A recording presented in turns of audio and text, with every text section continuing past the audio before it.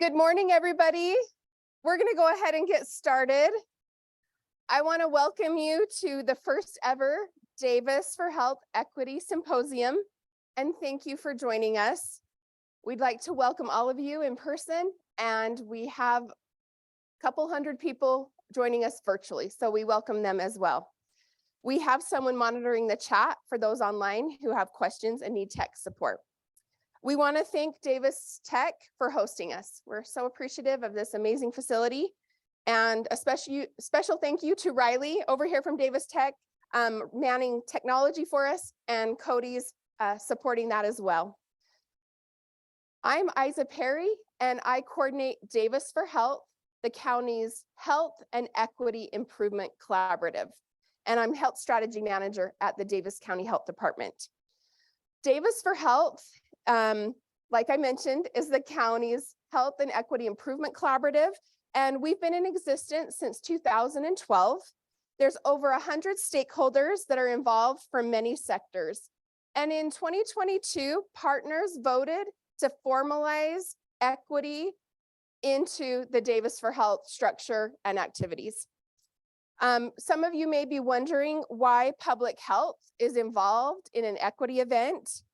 And in our view, every equity issue is a health equity issue.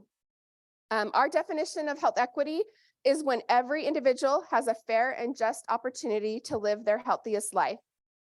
So the purpose of this Equity Symposium is to bring community partners together to align equity improvement efforts, to identify effective communication strategies, and to cultivate a culture of inclusion in Davis County. I am so excited to be with you today. This event has been 18 months in the making, and we have over 340 people who cared enough to register for this event, which is a huge success in Davis County. Oh, sorry, I just need my clicker. We have another welcome from the governor, and we'd like to share that with you next.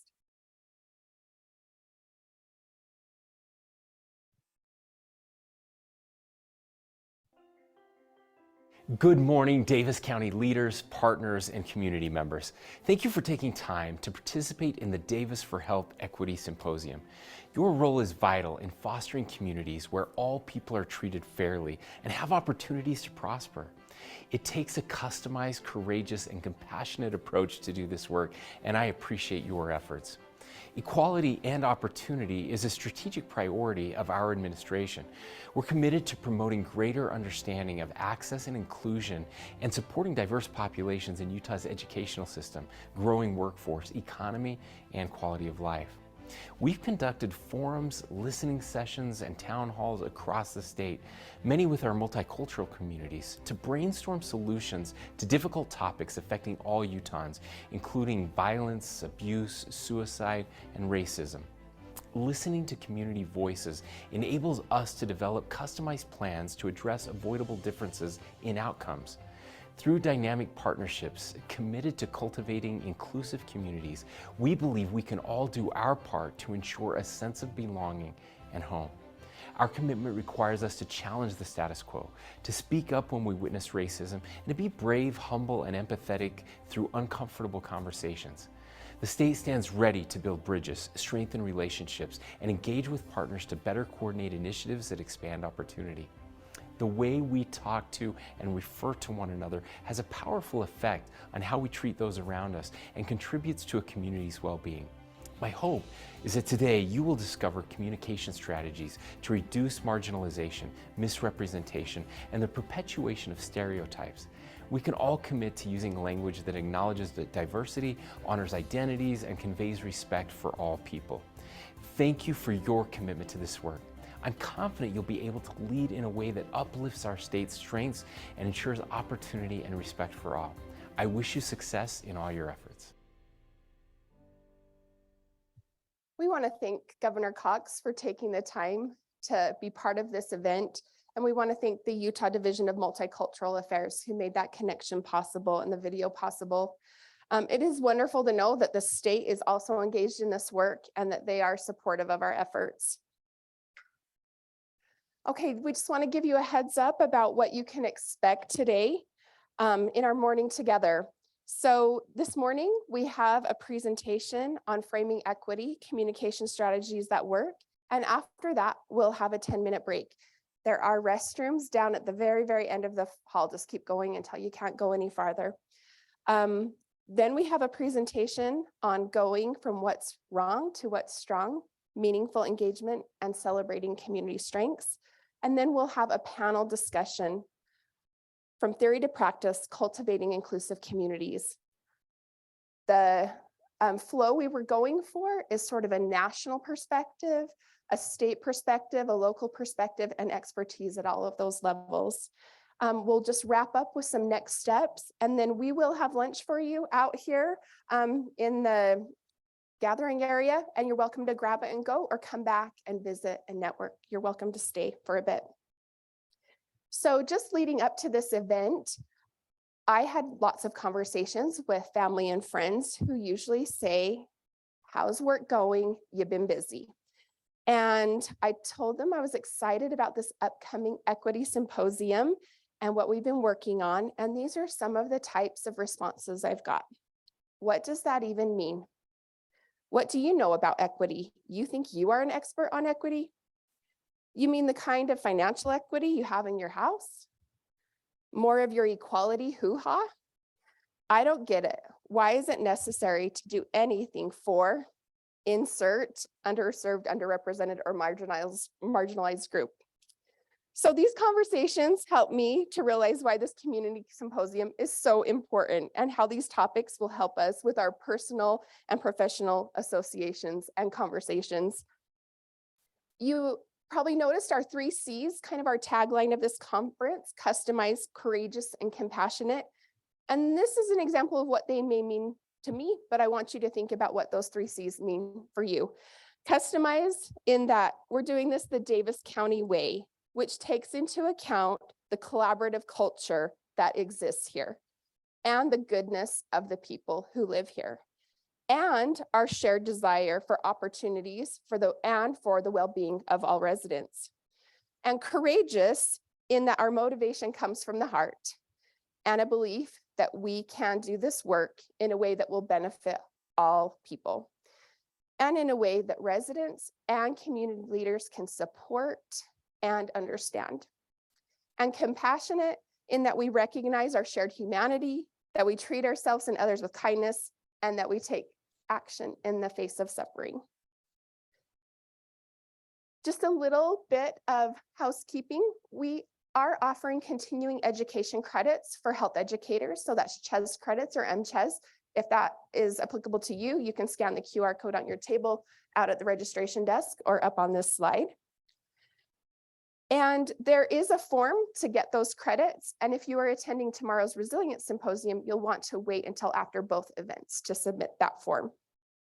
We also have social work credits available. And so this is the link and the QR code so that you'll have more information about how to get those credits.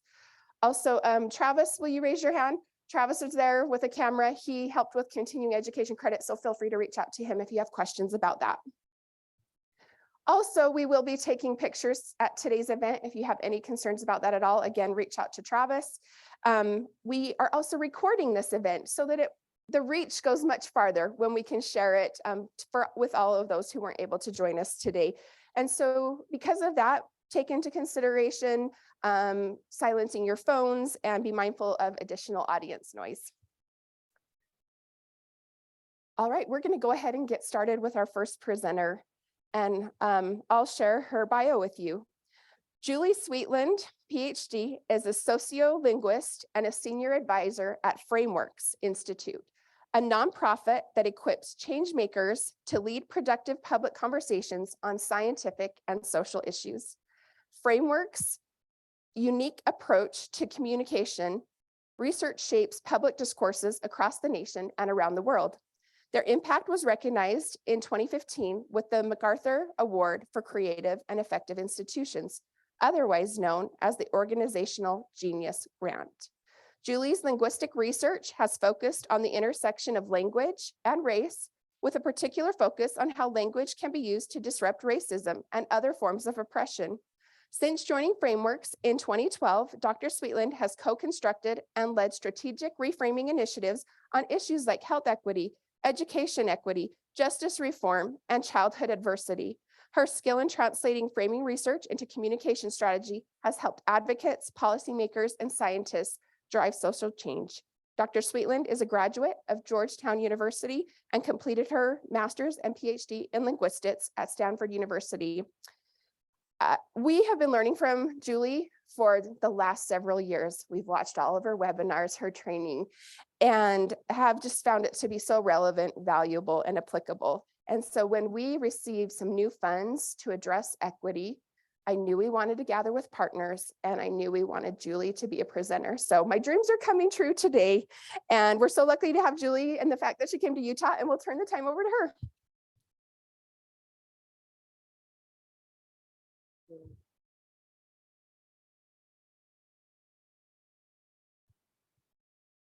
Morning, and thank you so much for being here, and thank you so much for having me. Just got introduced, so I'll say again, I'm Julie. I'm here from the Frameworks Institute, and I'm hoping my slides can come up in just a second. Frameworks, as was mentioned, oh, I need to do that. Okay, great. Look how that works. Frameworks is a nonprofit. We're based in Washington, D.C. We work nationally and around the world to help folks like you accomplish your mission through the power of framing. So we're a group of social scientists. I'm a linguist. We have other linguists on staff, sociologists, anthropologists, etc. We're a bunch of nerds who figure out and study the communications aspects of different social and scientific issues. We help folks like you pinpoint why it can be hard to talk about these issues, and then we systematically test and develop ways that really can break through, cut through the chaos, break through brick walls of conversations, and open up the issue. And we can get away with having an entire nonprofit based on this for 20 plus years because framing really does make a big difference in making social change. We define framing as the choices that we make and how we present ideas. It's about where we start, what we emphasize, how we explain it, and often where we zip the lip, what we leave unsaid. And the way we frame this topic of equity really makes a difference in how people think and feel about the topic. We know the kinds of reactions that people get if you just throw the word out there, right? We've probably all encountered that. But if we can slightly shift the way we talk about these issues, we can dramatically shift the level of change we're able to make because of the people we're able to bring along with us. As frames move through society, they work like interpretive packages that people open up and realize what's included in this issue. Why does it matter for me? What ideas are really matter in this? And so we can influence the way people respond by what we emphasize and how we say it. This is a research-based concept. It's not just poetry. Here's a study that was done in the late 80s. Folks ended up winning the Nobel Prize in economics for the shocking discovery that humans are not rational. So here's some of the experimental information that led to that, contributed to that discovery. So they asked folks, you have to get surgery. Which procedure would you prefer? Do you want procedure A, where 90% of patients survive, or do you want procedure B, where 10% of patients die? Or you're driving along, you see two gas stations, which one do you pull into? The one that says they've got a 5% discount for paying cash, or the one with the 5% penalty for using a credit card? Now, I just told you that it's all about framing, and you had, a few seconds to look at this, and you all are really, really smart. So you can probably tell that these are actually the exact same thing, right? Quantitatively, rationally, they are equivalent. But systematically, across in this study, across future studies that replicated it, even studies where the participants were all surgeons, we found out that humans want to survive and they want the discount, right? And so that's emphasizing the positive, the gain, right, that you can get, and it's avoiding the negative, avoiding a sense of loss. That is one type of emphasis that we can make conscious and intentional choices about, right, and get a systematically different response. the words, as Governor Cox just mentioned, the words we use to refer to each other and to talk about ourselves can make a difference. Some time ago, we were asked to develop a national strategy to reduce ageist attitudes and build support for age-friendly policies. Our researchers knew they had to do a big giant experiment. And so we did a pre-experiment to figure out, what do we even call people in later life that isn't going to have ageist stuff come with it? So we set up an experiment that gave participants one of 5 terms for older people: older person, older adult, senior, senior citizen, and elderly. And we asked them to rate the person that they imagined on a 5-point scale. The scale was made up of adjectives that got at the idea of competence. They were things like technologically capable, or frail, or independent, or wise. Answers were averaged to create an overall measure of perceived competence, and the resulting analysis came out like this. There's a clear continuum of competence associated with different labels. Senior and elderly and senior citizen were seen as less competent. Older person and older adult seen as more competent. And people filled in their own associations with the word. On the senior citizen end, we got things like can't use a cell phone or grumpy and lonely. Those connotations won't help us drive policies designed to foster equity and inclusion, like accessible transportation or flexible workplace policies. Now, for older adult, we got things like independent and has it all together. So that would suggest that older adult is the best term to use, because it's least likely to evoke negative stereotypes and paternalistic, oh, that's cute, we can do better for you, to you, right, kind of attitudes. But not so fast. Another part of an experiment gave people one of these labels and asked them, how old do you think that person is? And responses from participants were averaged, and the mean ages were as follows. Now you can see there's a clear, that the competence continuum tracks exactly with the age continuum. But the range here for older adult was really interesting. Some people said older adults are in their 30s. Now, it made sense. The reasoning, well, if younger adults are in their 20s, older adults are in their 30s. I don't know what that makes me in my late 40s. But anyway, not everyone thought that, but it was definitely a theme in their responses, enough to pull this average, right, way down. So while older adults was the preferred term in progressive circles, folks working, to reduce ageism, this study suggested that when we say older adult, the picture that comes to mind is somebody in their mid-50s or even younger. And so to get to equity with this population, for this population, we need policies that focus on people quite a bit older than that. This name isn't our best frame. And so our recommendation, which has been taken up, it's shifted style guides in like geriatric and gerontology journals. It's shifted the style guide in the New York Times, which then has an effect on media all the way through. Advocates should consistently use the term older people. You could also say older Americans or older Utahers, people from Utah, or what have you. And that, because that term evokes in the public mind people age 60 and up. And at the same time, it brings with us the most positive, least paternalistic views of the age group described. Now, framing is more than just naming, but the terms that we use to refer to each other do have an impact on the policies we can move to advance equity for other people and for different groups. And so we need to look to evidence to find out how people are responding and what we call different types of folks. All right, I'll give you one more example from our research, and this time looking at how it interacts with political affiliation. A few years back, we had a project on oral health equity, making the case for oral health as a part of overall health and as a core health equity issue. When we got this project, we're like, really, oral health? Wow, like I'm so excited. But as you dig into this topic, it is a serious driver of economic access, missing work, social connection. People feel if they have visible, oral health problems, missing tooth or something, they can be, they sometimes will socially withdraw. The access that in rural counties and with populations that use public health insurance, or places where there isn't cultural or linguistically, competent care. It's a big health equity issue. We all became oral health is a civil rights issue of our time, people at Frameworks. And so anyway, with this project, it turned out that among people who identified as Democrats, support for better oral health policy was already pretty high. But among Republicans, not so much. In fact, there was about a 20-point gap in their support for oral health equity policies.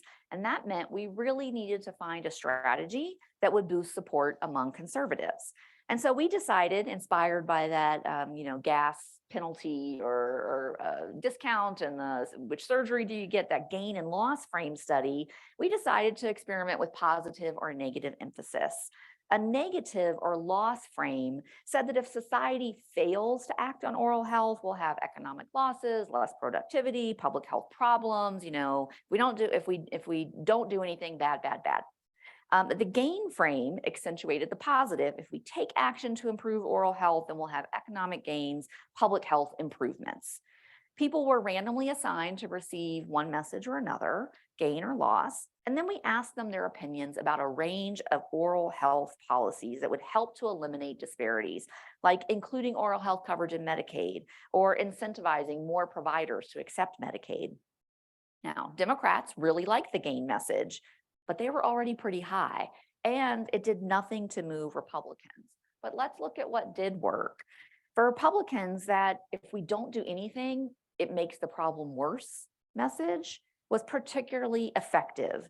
Reading about the costs of inaction led to large, statistically significant differences across a lot of different communications outcomes. It made them more likely to agree that oral health was a collective, not just personal concern. It made them more likely to agree that if we did something, it would make a difference. And here, it boosted their support for equity-focused policies. In fact, the right frame closed the gap between Democrats and Republicans on this issue. Now, every issue is not this easy, right? This oral health is not particularly well known, or it hasn't been politicized. So there were some things that made it possible to close the gap, but one of those things, right, was the framing. And we've since found something similar on other issues. Emphasizing the downside of not doing anything has tended to be more persuasive for conservatives when it comes to equity policies. By definition, conservatives are just a little more skeptical that public policy and public programs are the way to address social problems. So that sense of, well, if we don't do anything, we're actually causing a problem, it taps into that loss aversion, right? And that sense of not wanting to have something bad happen. So I don't know that I would go so far as say it's a magic wand or that it's even generalizable across everything, but it's definitely something to keep in mind. And it's a fairly easy strategy for you to incorporate into your communications and test and learn as you go.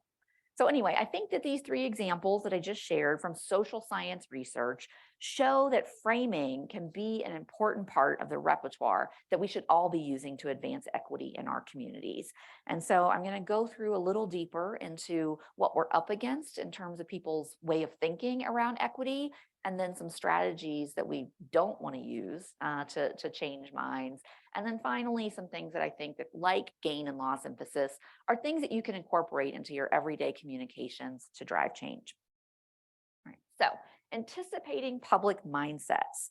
If you can predict that a certain problem is going to come up again and again, then you can either roll your eyes and be like, oh my God, if I have to have this conversation one more time, I'm going to scream, or you can prepare and be ready with a strategic response.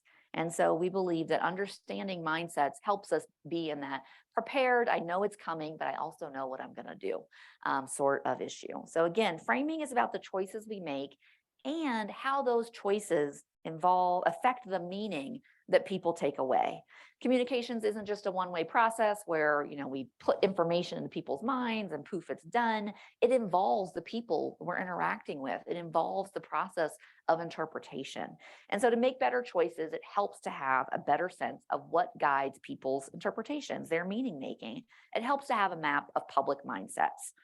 So I talked about how it can help us be more strategic at the interpersonal level when we're engaged in communications. But mindsets also are really important because we have to move mindsets to move systems in transformational ways. This image is from the wonderful paper, The Water of Systems Change. If you haven't read it, I would recommend it. It's from our good friends at FSG, which is a social change strategy group.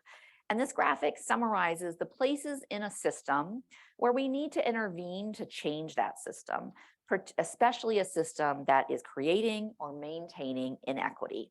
It says, sure, we need to change the things we can see. Are there unjust policies, unfair practices, or uneven resources? But we also need to tackle the less tangible aspects of a system, relationships and power. Who's in the room? Who gets to make decisions? And to truly transform the system, we need to work at this implicit level. We have to change the mental models, the way people think, that hold a problem in place. At Frameworks, the research we do helps pinpoint exactly which mental models are working on an issue. And so I'm going to go through some of those. We're going to take a little tour of how Americans tend to think about why some people do well and others don't. And we have literally dozens, if not hundreds, of lengthy studies on this, which you are welcome to read. They are all available on our website. But for purposes of illustration, I've got 10 little handy cartoons that will break it down in about 3 slides. So the first, the common mental models that limit support for change. This is, we have found these mental models showing up on lots and lots of issues, from nuclear disarmament, climate change, and other fun topics like that, to parenting and literacy, kind of everyday things that we're all familiar with. And these are the mental models of individualism, otherism, and fatalism. So individualism, you get this little emoji guy, emoji person, making it to the top of a mountain and showing victory. It's this sense that success is a matter of inner character and drive and characteristics and talent and hard work. And that's what causes success. There's also a sense that that's the causes, the effects. We also think of effects as pretty individual. So if that person does well, that's great for them and maybe their kids, or their parents or something. But it doesn't really affect the rest of us. Similarly, if they're not doing well, they fall sick, they're experiencing poverty, they're out of a job, whatever it may be. That's sad and regrettable for them and their family, but it's really about them and their family. It doesn't have a broader effect. So this is kind of the atomistic view, right? That we're each little different atoms in society, each powering our way, right, to doing well or not. Another mental model that can limit support for change is otherism. The sense that that our group, whatever group we're identifying with, if that's that day or that's salient at that moment. Our group, if we are doing well, that's because of our genius and talent. If we're not doing well, it's because the context really brought us down. But other people, they're not doing well because they're making bad decisions. They don't have the right values. And maybe some of the problems in society are actually their fault, right? So it's just that we have different groups. Problems experienced by a group are their own making. And when they cause problems, it causes problems for the rest of us. It's a us versus them kind of mental model. And us versus them quickly leads to a lot of ugly stuff. But it can lead to zero-sum thinking, meaning there's only so much good stuff to go around, and more for them means less for us, as opposed to we can really build a system that works better for everyone. So that limits support for change and equity-oriented changes in particular. Finally, a mental model that affects lots of social issues is fatalism. The sense that things are destined to be as they are. It is what it is. It's probably, and what it is probably bad. And it can be big, scary, and depressing to change it.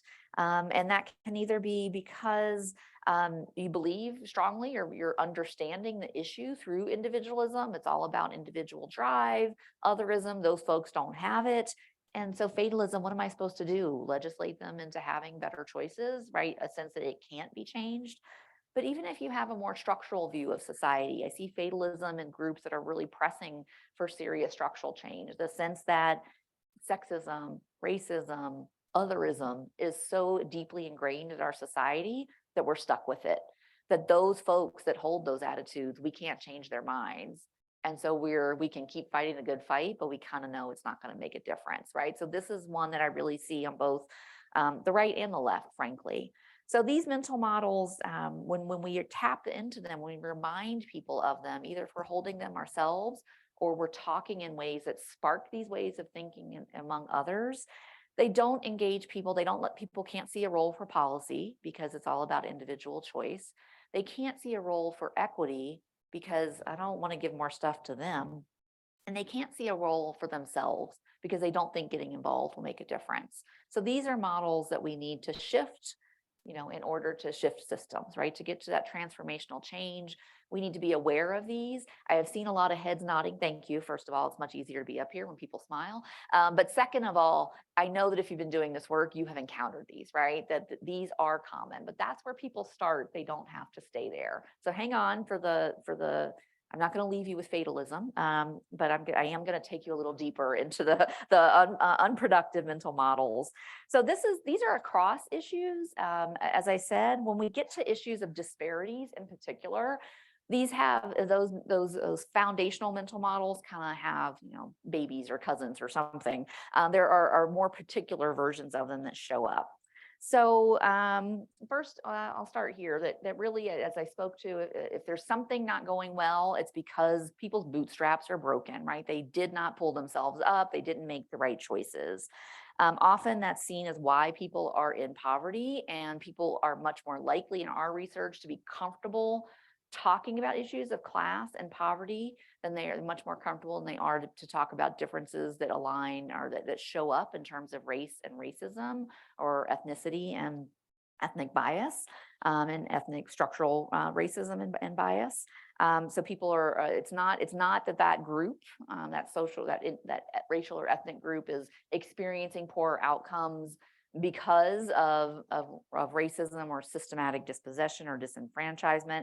It's because they're poor. And why are they poor? It's because they didn't find their bootstraps. That people often will explain things in terms of individuals and noticing particular behaviors that they judge and say that that's what's the cause. But that also then gets applied to the whole group, a sense that entire subculture, that entire population is a place where dysfunction is modeled. That's what kids learn. That's all they know. They can't make better choices because they don't know differently what to do. And that is why people get stuck in poverty. And really, poverty is the problem because it's not race, it's class, right? So these mental models justify, explain, help people make sense of, again, why some folks do well and others don't. And so we have to understand, we have to transform these mental models in order to transform systems. And we can do that by building and activating more productive mental models. In our research, we also see people reasoning and thinking in these ways. It's not usually the first explanation that they have. It's not the most common explanation they have, but these are available ways of thinking. People can and do think in these ways. And when our communications gives that a little more oxygen, gives that a little more repetition, these ideas can get stronger in society and we'll have the mindsets we need to build more equitable approaches. So these are stories, the kinds of stories you want to tell, stories that help people think about these things, that context matters, that that what surrounds us shapes us, that our outcomes are influenced by and shaped by our environments. Second is that our environments didn't just fall from the sky. They are products of our design, that they can be redesigned. And finally, that we will redesign them better if we redesign them democratically together with lots of folks, with the goal of making sure they work for everyone. They don't leave anyone out. If they work, they're working for us all, right? And that is the hallmark of a system that we've designed the right way. So this is where we're going. These are the sorts of ideas we want to kill off the show. I'm going to tell you a few ways that we have found out, according to research, don't work to shift mindsets. You all came to this knowing we've got a lot of work to do in changing mindsets. You may have been trying and having some success, but also some less than productive conversations. So here are a few things that we have found out when we look at research don't actually work, that they either fall flat, don't make a difference, or they send people in the wrong direction. The first is just telling people they're wrong. Now, I know when people correct my mistakes, I stop, I reflect, I take in their feedback fully, and I integrate it, and I change instantly and forever. And you all are probably that type of people too. You know, it's just really easy to make a big difference. Other people, apparently, that's not how humans work, other than us. So we often, through our communications, just tell people that what they think is wrong. And we don't necessarily do it in a mean or nasty way, but our communications are built on that logic. Let me show you an example. Myth and fact sheets, number one example. This is a myth and fact sheet that was studied in 2005, right? This is an old fact sheet. So this is before anyone was using CDC like it was a 4-letter word, and before the current controversy or discussion around vaccines.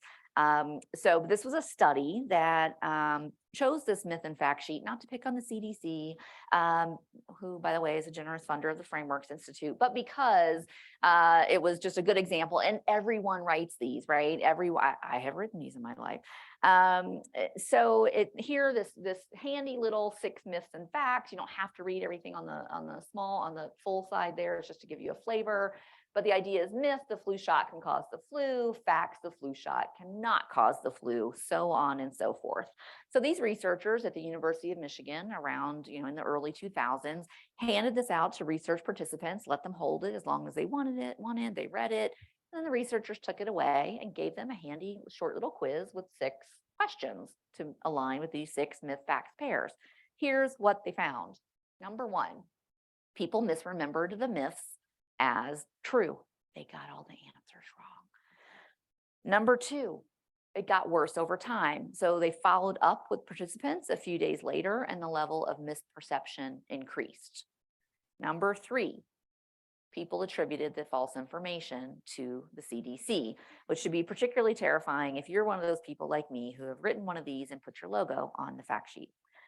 So why is this? Not because people are willfully stupid or can't read. It is not because we live in a post-fact era. We might, but this was done in 2005. It's because of the way the human mind works. It's because of cognition. Myths are myths specifically because people have heard them so often, right? They get built into society.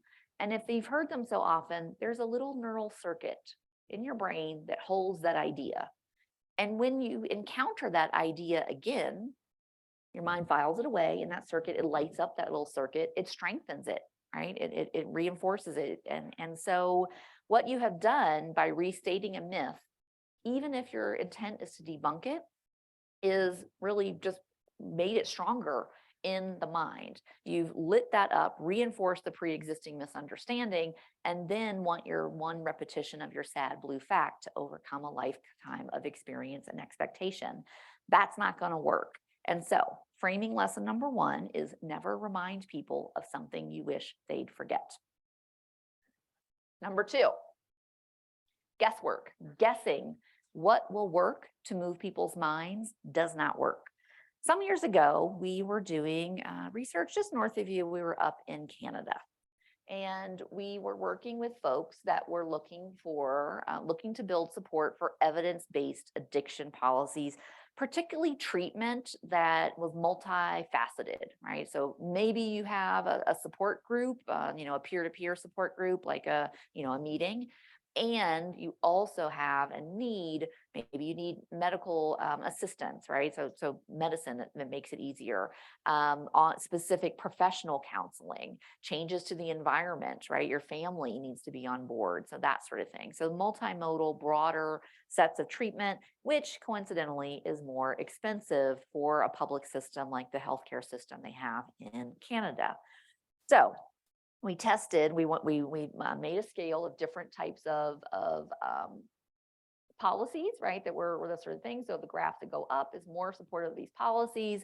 And we put folks, again, randomly assigned them to get different messages, and we gave them different messages. Here's what we found. First, we tested ingenuity. So even if problems are tough to solve, we can be smarter, we can be more resourceful, we can look to the latest evidence, and we can make a difference.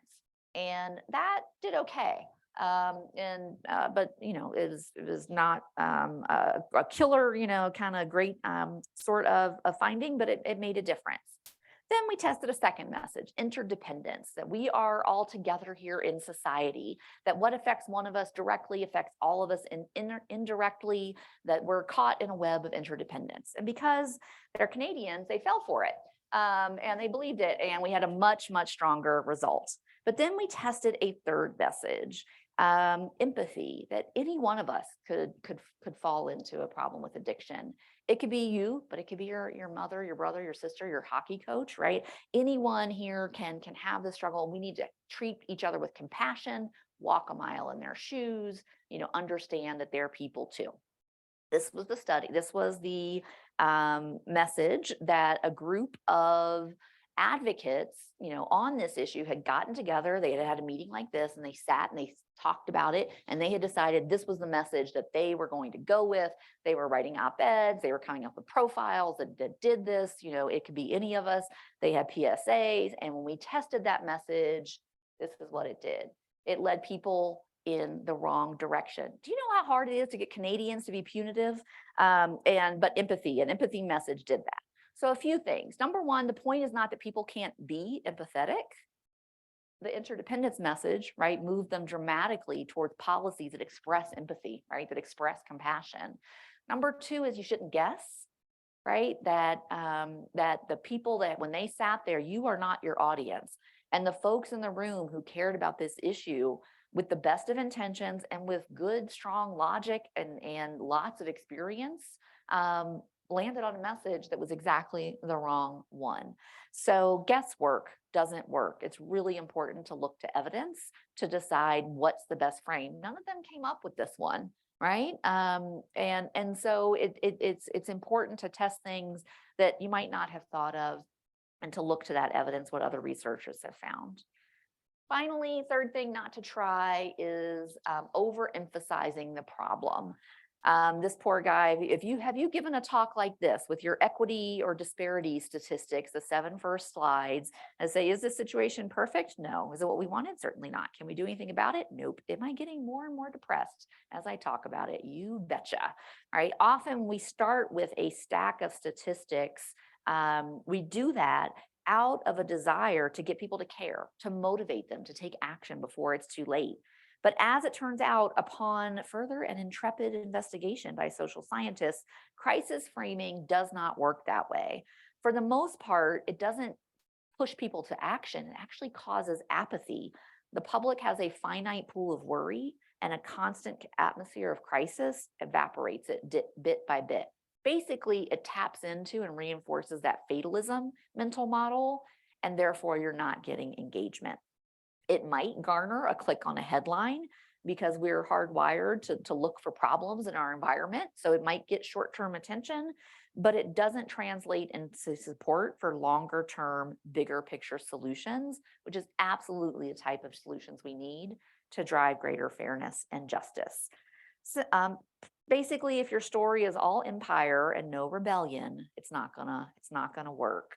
Come for the nerdy social science, stay for the nerdy science fiction references. All right. So framing shift, there's lots we can do. We can help people get equity by attributing responsibility carefully, using a broad and generous we, advancing an aspirational vision, values-based vision, being clear that that vision is within reach, explaining, not lecturing, take advantage of the power of how. And finally, we can frame with friends. And I don't mean Quakers, because I know that's not this town. I mean our friends, our allies. All right, so attribute responsibility carefully. And go through each of those. So if you didn't catch them all, that's okay. A, you're gonna get the slides. B, we're about to go through all of these. So here we need to put people, behaviors, outcomes, social problems in context to highlight the conditions that are causing them, right? Basically, we want to attribute responsibility to systems and structures so that we can change those. People see a reason to change those systems and structures. So attribution, it's a way too long of a word to talk about. Just when we say what's causing a problem, right? Or what's causing something, the process by which we're explaining the causes, behavior, events, or conditions. And when we can use it, we think about this as a framing tool, it means we're making intentional, conscious, and effective choices about what we say, about who or what causes a problem, who or what is affected, and where the responsibility lies for addressing it.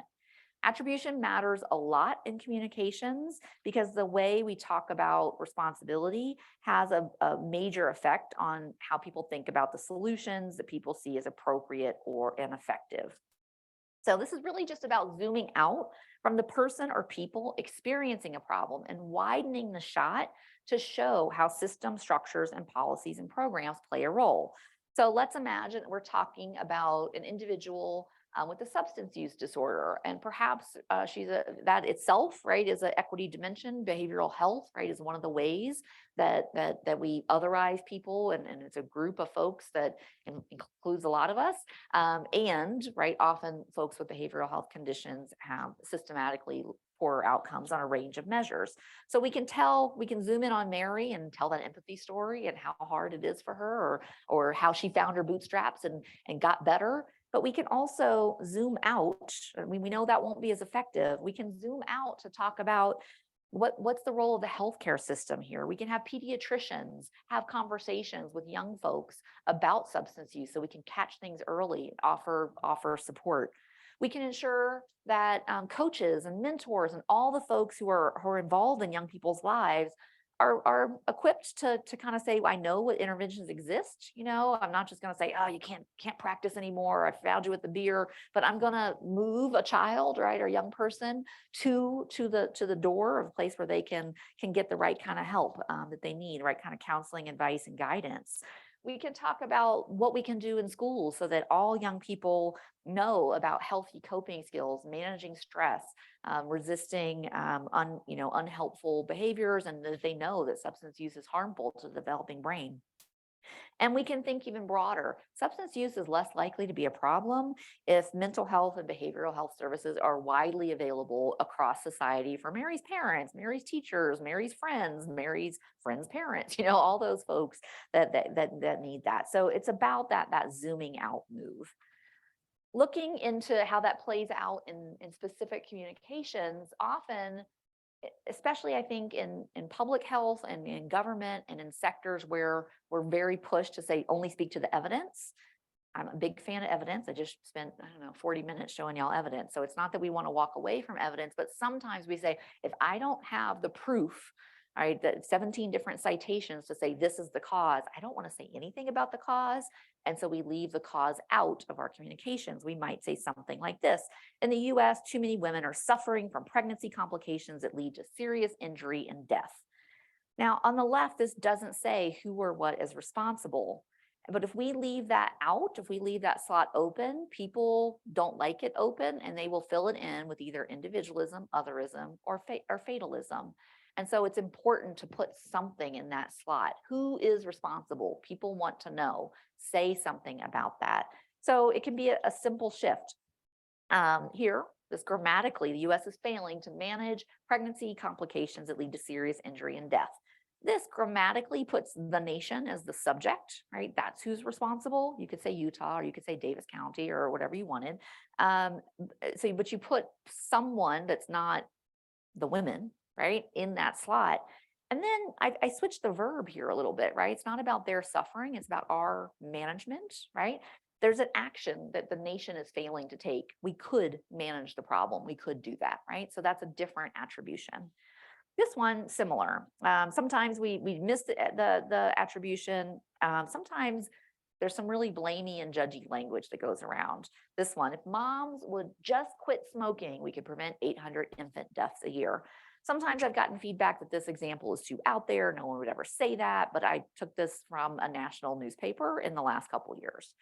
So of course, we want to prevent as much smoking during pregnancy as we can. I'm not saying don't talk about that issue, or it's not a driver of inequity, but we can do our future selves a favor by presenting the idea in a bigger picture so that people understand what's the role for a public response and systems level interventions.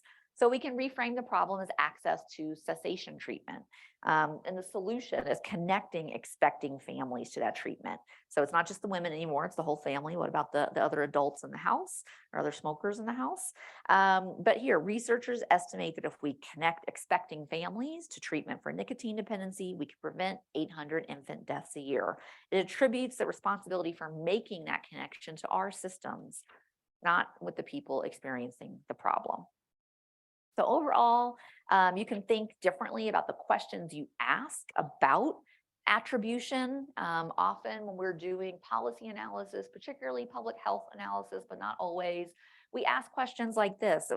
How do we define this topic? What populations are affected? What are the risk factors? What are the protective factors? What strategies are evidence-based? And where have proven strategies work? These are all fine, good, and necessary questions. They do yield answers and they point us to some things that we need to try, but they don't get to the problem of attribution. You need to ask questions and think about your programs in terms of what's responsible for causing it, who's getting affected, what or who's responsible for addressing it. And so questions like this could be different. How is this a problem of justice? How is this a problem, a matter of justice or fairness? Which marginalized groups are being harmed? Which powerful groups might be benefiting? What uneven, unjust, or unfair policies and practices are contributing to this problem? And which strategies would get rid of those, eliminate the disparities, and advance equity? And how have communities protected themselves, demonstrated resilience, shown up and led, come up with strategies that we can learn from? So those are different questions that lead us to attribution. Second strategy, use a broad and generous we. Widen the circle of us. I talked about otherism. Often when we talk about equity, people assume that equity is about giving or doing something for others. We can reframe to really emphasize the fact that equity is about all of us. We're in this interconnected circle of society. So one way to do that is to broaden the number of groups that we talk about in our examples early in our communications. So race, ethnicity, class, and gender are the main ways that we structure who gets what, right? Who does well and who doesn't in society, and we need to keep focusing on those. And we can think about lots more. We can think about age. We can think about occupation. We can think about housing. We can think about sexuality and gender, behavioral health status, or region. And when we bring up some of those less talked about axes of identity, categories of experience that drive and go along with equities and inequities, often that allows folks who have formerly seen themselves as I'm not benefiting from equity, lets them see themselves inside the issue. So that's a win. It also gives you a way to explain a general process.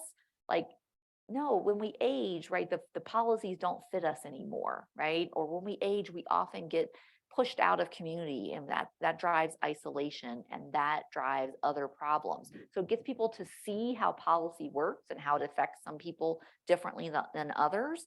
And that's a place you can build on to get to the more difficult conversations about race and racism, homophobia, or any of the other categories of marginalization that sometimes engender pushback. So widening the circle of we can really be an effective strategy. So here's an example of how to do that. Here are 3 examples of true, honest, clear communications that I personally agree with, that point out and shine a light on a problem a particular group is experiencing. But remember, we're not our audience, right? We want to ensure that we're bringing in as many people as possible into this conversation.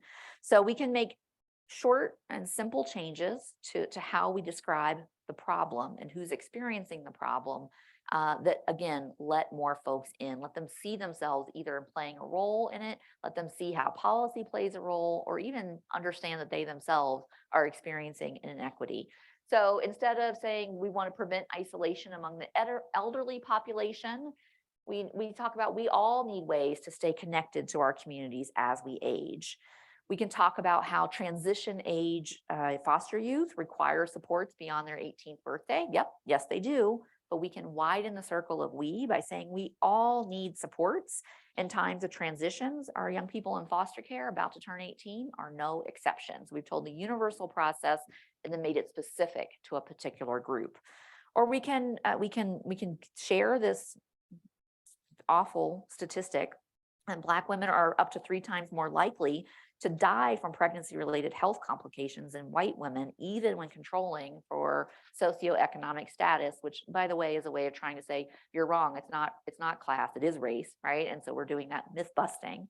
Or we can talk about the general expectation. Every expecting mother should be able to receive safe, respectful maternity care. And we need to pay attention to the fact that women of color and rural women can't count on this. And we need to make sure they can. After opening that, I would then feel very comfortable showing that statistic about how stark the disparities are. But again, broaden the circle, let more people in, and then talk about the specific disparities. It's not that you need to walk away from the data, but starting with the data gets us to that doom and gloom fatalism, right? Lead people to it rather than leading with it. All right. Here's the imagery version of what I think what the message might look like. This is from the Alliance for Strong Families and Communities, and they've got bodies of different ages, stages, skin tones, ability levels, and all connected, right? And on this standing on this foundation of our infrastructure, right? Our civic infrastructure, our policies, our programs, our institutions. So this is the kind of vibe, which is a very technical framing term, that I would hope, right, that your equity communications would advance. Also, along this, advance an aspirational values-based vision. Going back to that loss and gain, help us see what we can gain, what life could be like, rather than just telling everyone that we've been getting it so wrong for so long. If often we think we're doing that when we talk about equity and when we define equity, but we can't take for granted that that word itself will do the work we need to do, the heavy lifting that we need to do. It's part of the solution, but just saying we're going towards equity does not do enough. And I'm going to show you some video from 2 focus groups. It's like a mashup of greatest hits from 2 different focus groups. One was with all Black participants and a Black facilitator. Another one was all folks who identified as white with a white facilitator. And we were asking them to talk about the word equity. This is done about right at the beginning of the pandemic is when we did this. The first is equity. And I'm wondering if you all have heard that term before, and might have some thoughts about what it might mean. That's all. Like home equity? Some sort of loan. You bought your house for, say, 200, 250, and some years later it's worth 400. That gap there is equity. Equity in a life insurance policy, what you've built towards something, in my opinion, is equity. Equity is kind of like basically how much leverage you have. So like if you own a business or something, how much money like your business is worth. Are you talking about money, money equality? And if you think of equity in relation to race, what would be your guess of what it might mean? Like racial equality, same thing? So is it equity, equality? And the sense that I get is that when people are saying equity, they mean something more specific than when they're saying equality, but I definitely have not seen it explained. Providing everybody with the same opportunities to be able to be successful, no matter like what level they're on. I have not heard it mentioned as far as people. I mean, normally you hear about equity in your home. Especially if you're poor and if you're Black, a lot of us, we like a couple generations removed from like slavery. So a lot of us are still trying to build from that gap and trying to get to that level where we have equity and stuff to leverage. People have been saying racial equality forever. Why is it changing to equity now? Who's saying equity? So, like the experience you shared, the number one association that ordinary folks have with equity is financial, right? Equity in your home, equity in your business, that sort of thing. And there's a slippage between equity, equality, like, okay, if it's racial, it's something good, it's making things like more equal.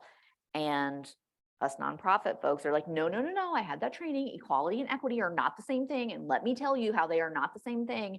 That is important, that the distinction, right, that we want to make sure we're not just doing uniform treatment, but we are thinking about fair and just outcomes. That is an important, necessary shift for us to make. And it's an important, necessary shift for the public to make too, to shift those mental models.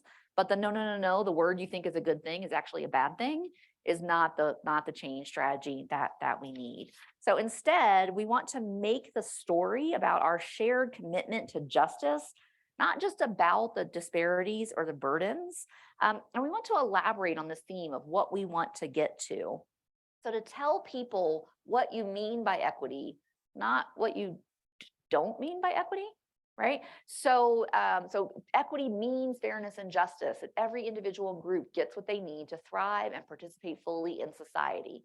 To create an equitable society, we have to rethink uniform one-size-fits-all treatment, and instead we need to move toward approaches that respond to a particular situation or underlying condition.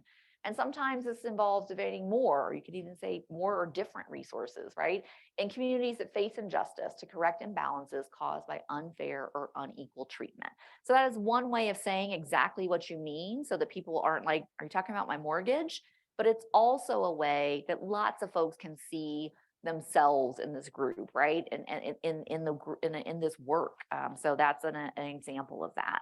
Other ways of talking about this is appealing to the value of justice in different ways. And I think selecting one that really matches the work that you're doing, the policy you're about to talk about, is important. So if you are working towards kind of something that's culturally or linguistically tailored, it might be good to talk about a tailored version of justice, that we need to ensure that everyone has access to access what they need to support well-being. And that means recognizing and accommodating specific needs like language differences or whatever it may be, right? Because well-being is not one size fits all. If you're really looking to get at changing environments, right? Talk about equitable environments, talk about the zip code kind of argument, right? The place, every place should be, no matter where people live, work, or play, those conditions should be fair and just. And then thirdly, you can try a social justice conception of this. And I wouldn't necessarily recommend the phrase social justice, particularly out here, but the idea that we as a society have an obligation to fulfill rights, needs, and provide justice, right? That concept, that if we're going to be a just society, we ensure that nobody is overexposed again and again to things that we know are harmful, or systematically locked out of the things we know everyone needs, right? We have to pay attention to that. So these different flavors of fairness, as I like to call them, give them some room to breathe. Don't just drop that equity word in there and then move on to what you want people to do. Help lift up this an ideal. It's worth the pixels. Another piece is to really be clear about what you're going for. We've already talked about this a little bit. So, we've got plenty of crisis all over all the time. Telling that kind of dark and stormy night narrative is again, it has people turn away, not come toward the work with us. When we lead with those problems, people have more trouble understanding solutions. And we see this, I can show you, not just in Snoopy cartoon form, but in bar graph form. That when we use that negative tone, that everything is bad, it's going to be a problem. Housing prices are out of control in this particular experiment. That did not really move folks as much as saying, we can actually do things at the state and local level that manage home prices, and homes are a platform for families and people living there, experiencing well-being, having economic opportunity, having good health, having stability and community connections. That kind of sense of that the solutions would make a difference. The doom and gloom was the same, statistically the same as saying nothing. The more positive vision, right, really motivated people. So here's what that looked like in communications, particularly. Here's the hopelessly, this whole thing is out of control. When real estate, while the real estate boom has been great news for wealthy investors and stable homeowners, it has made it more challenging for poor and low income families to find housing.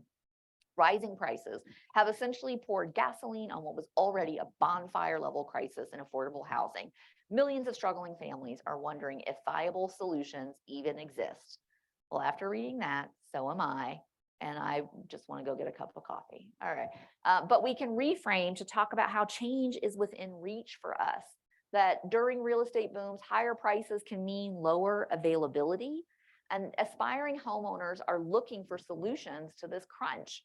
And what can we do? Well, policymakers have an opportunity to encourage and even require strategies that expand the availability of safe, affordable homes. Effective approaches tap into the potential of older buildings and support lower income families to buy homes.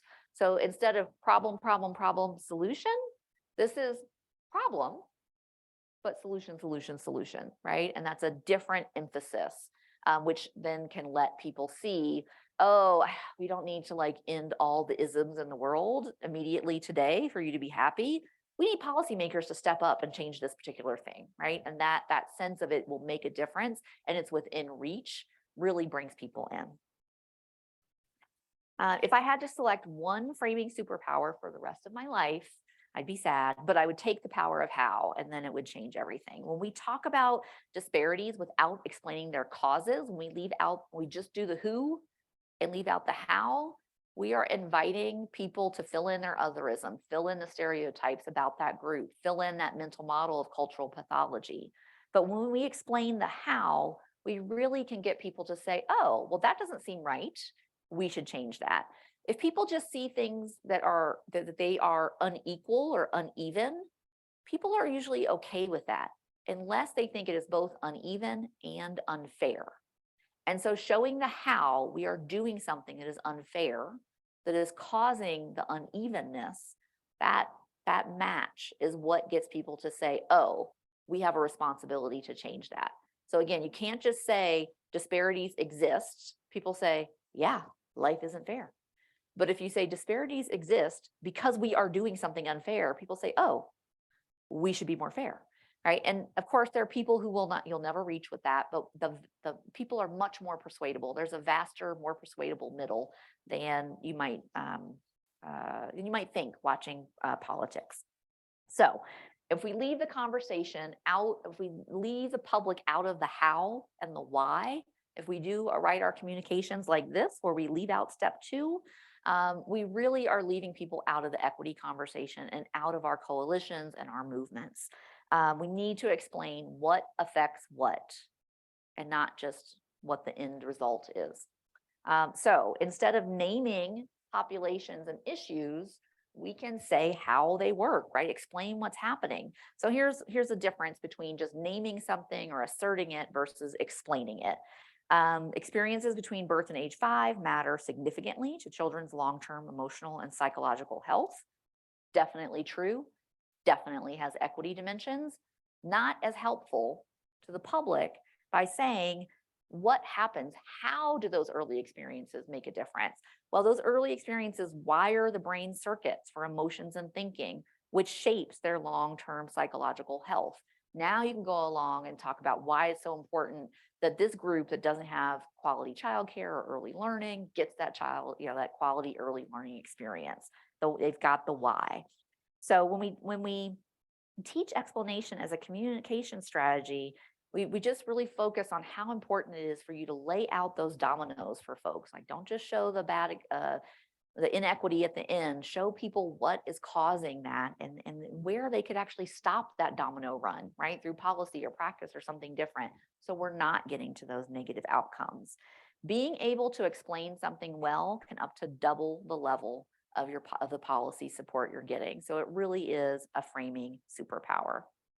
The other framing superpower is you. When we are able to come together around shared language, smart strategies, then we can really make sure that what people hear again and again and again from all of us is a way of framing the issue that moves mindsets, engages action, and shifts the discourse. We cannot do it alone, right? One voice out there just talking about these issues is not enough. It's a big and noisy society, so we need ways to talk about these issues together, and that is really important. When we do this, when we change what we say, when we change our communications, that changes what people hear. And the number one predictor of what people believe is the number of times they have heard it.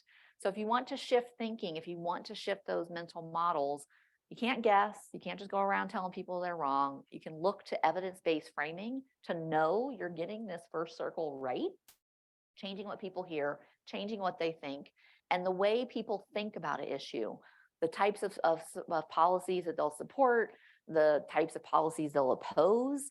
That is going to really create the climate where decision makers, leaders, people in power are willing to stick their necks out or are afraid to go there, with an inequitable policy. So shifting that policy climate, shifting those mental models is creating a different terrain for the policy to happen. And policy can be big P policy, name brand legislation, or it can really be any decision that a group makes to act or not to act in a certain way. So that means in your team, in your department, in your institution, in your network, in your coalition, right? You don't have to be doing political advocacy or policy advocacy to be creating policy change. You can be doing that at any of the levels that you're working at. So doing this together, again, is the secret sauce of shifting discourse. You can't be like these folks with back home in DC, a summit, a panel of three experts offer two dozen different opinions on what we should do. If we don't have a consistent story about issues, if we're fragmenting what we say to the public, it's kind of like this. We are our effect on the public. If our messages are like this, we are talking about concepts in slightly different ways, creating messages when we need them, crafting them for a specific purpose without thinking about how that particular communication fits into the bigger picture, or crafting it for this time and then forgetting all about it and just doing something totally different the next time, because we're not being strategic in our framing. This approach dilutes our causes effect on public thinking. The people we want to influence, again, they hear things in lots of different ways. If our messages are contradicting each other or even contradicting ourselves, what we said last week, there isn't just enough of a dose, right, for our field's view to make much of a difference. But a commitment to strategic framing is a different thing. We can start to communicate at least more like this, so that we're each emphasizing and amplifying ideas that go in the same general direction. This concentrates our influence rather than diluting it. And the history of social movements shows that when groups and coalitions start to communicate like this, they gain traction. It's not that we all need to say 3 magic words. It's not a bumper sticker, right? And some of you may be in a position where you can really push ahead and be ahead of the pack. And some of you may be in organizations or places or working in communities where you need to be a little more cautious in what you say, but can you at least take some agreement about the ideas that you want to advance together? Can you make the same kinds of arguments that you realize are doing the most work? And I don't know if you can see the blue outline here, but can you think about what do we need to stop doing together because we can tell it's not doing any of us any good? So again, you can be distinct. These smaller arrows are distinct, just like our particular organizational voices and missions are particular to what we're doing. But together, you can move in the same general direction with purpose. If you've ever been in a meeting where you decided you're going to come up with a shared language strategy, first of all, I'm sorry, those meetings are life shortening. And they're life shortening because 2 things tend to happen. One, either like the loudest, most committed advocates really push for the sharpest language that ends up alienating everyone outside the room, or you all are really nice to each other and you come up with something that you can all agree on and it's so tepid that it's not worth saying and nobody ever uses it, right?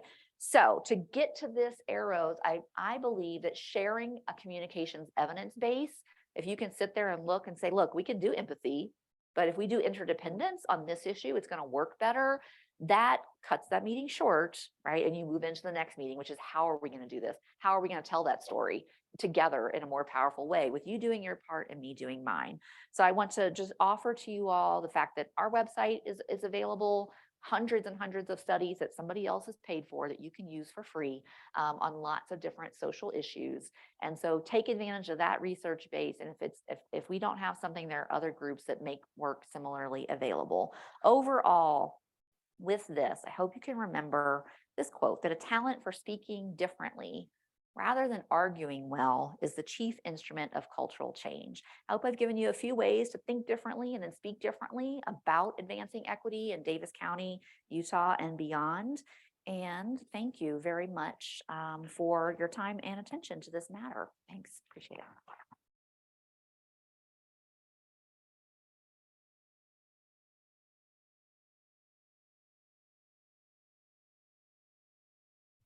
Thank you, Julie, for those powerful examples. Aren't they so helpful?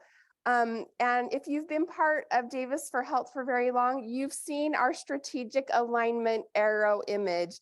And that's part of what today is our goal is to strategically align equity efforts. So hopefully we're thinking about the ways that we can do that. You all have a 10-minute break right now. So we will start up again at 10:10.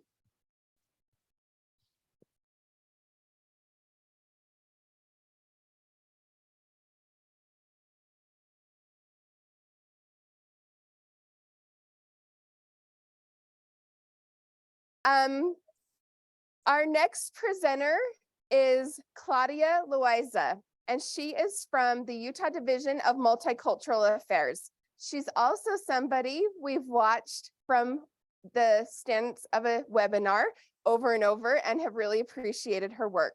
So she is passionate about the intersections of opportunity, place, and community connections.